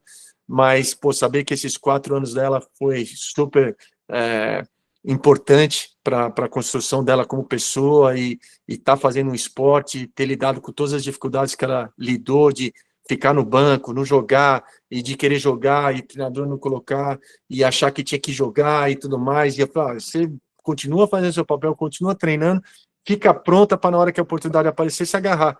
E no último ano dela, ela jogou sem sair da quadra. Jogou todas as posições, não entrou em rotação, ela fazia a quadra inteira, pô, super feliz, e a gente como pai aqui, eu e minha esposa, pô, super feliz também assistindo os jogos dela, sabendo que ela passou por todas essas fases, e acabou o ano super bem, e feliz que fez o que ela queria, que foi jogar vôlei na universidade.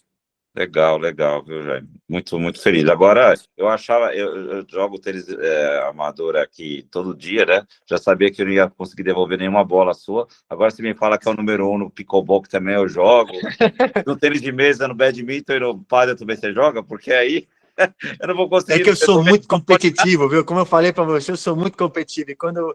E essa era a maior preocupação da minha esposa quando a gente mudou para os Estados Unidos, era isso. Que esporte que eu ia arrumar para competir, porque no Brasil, quando eu parei de jogar tênis, eu fui jogar squash, comecei a jogar squash, vou treinar, jogar, treinava, Verdade. comecei a jogar campeonato e tudo mais.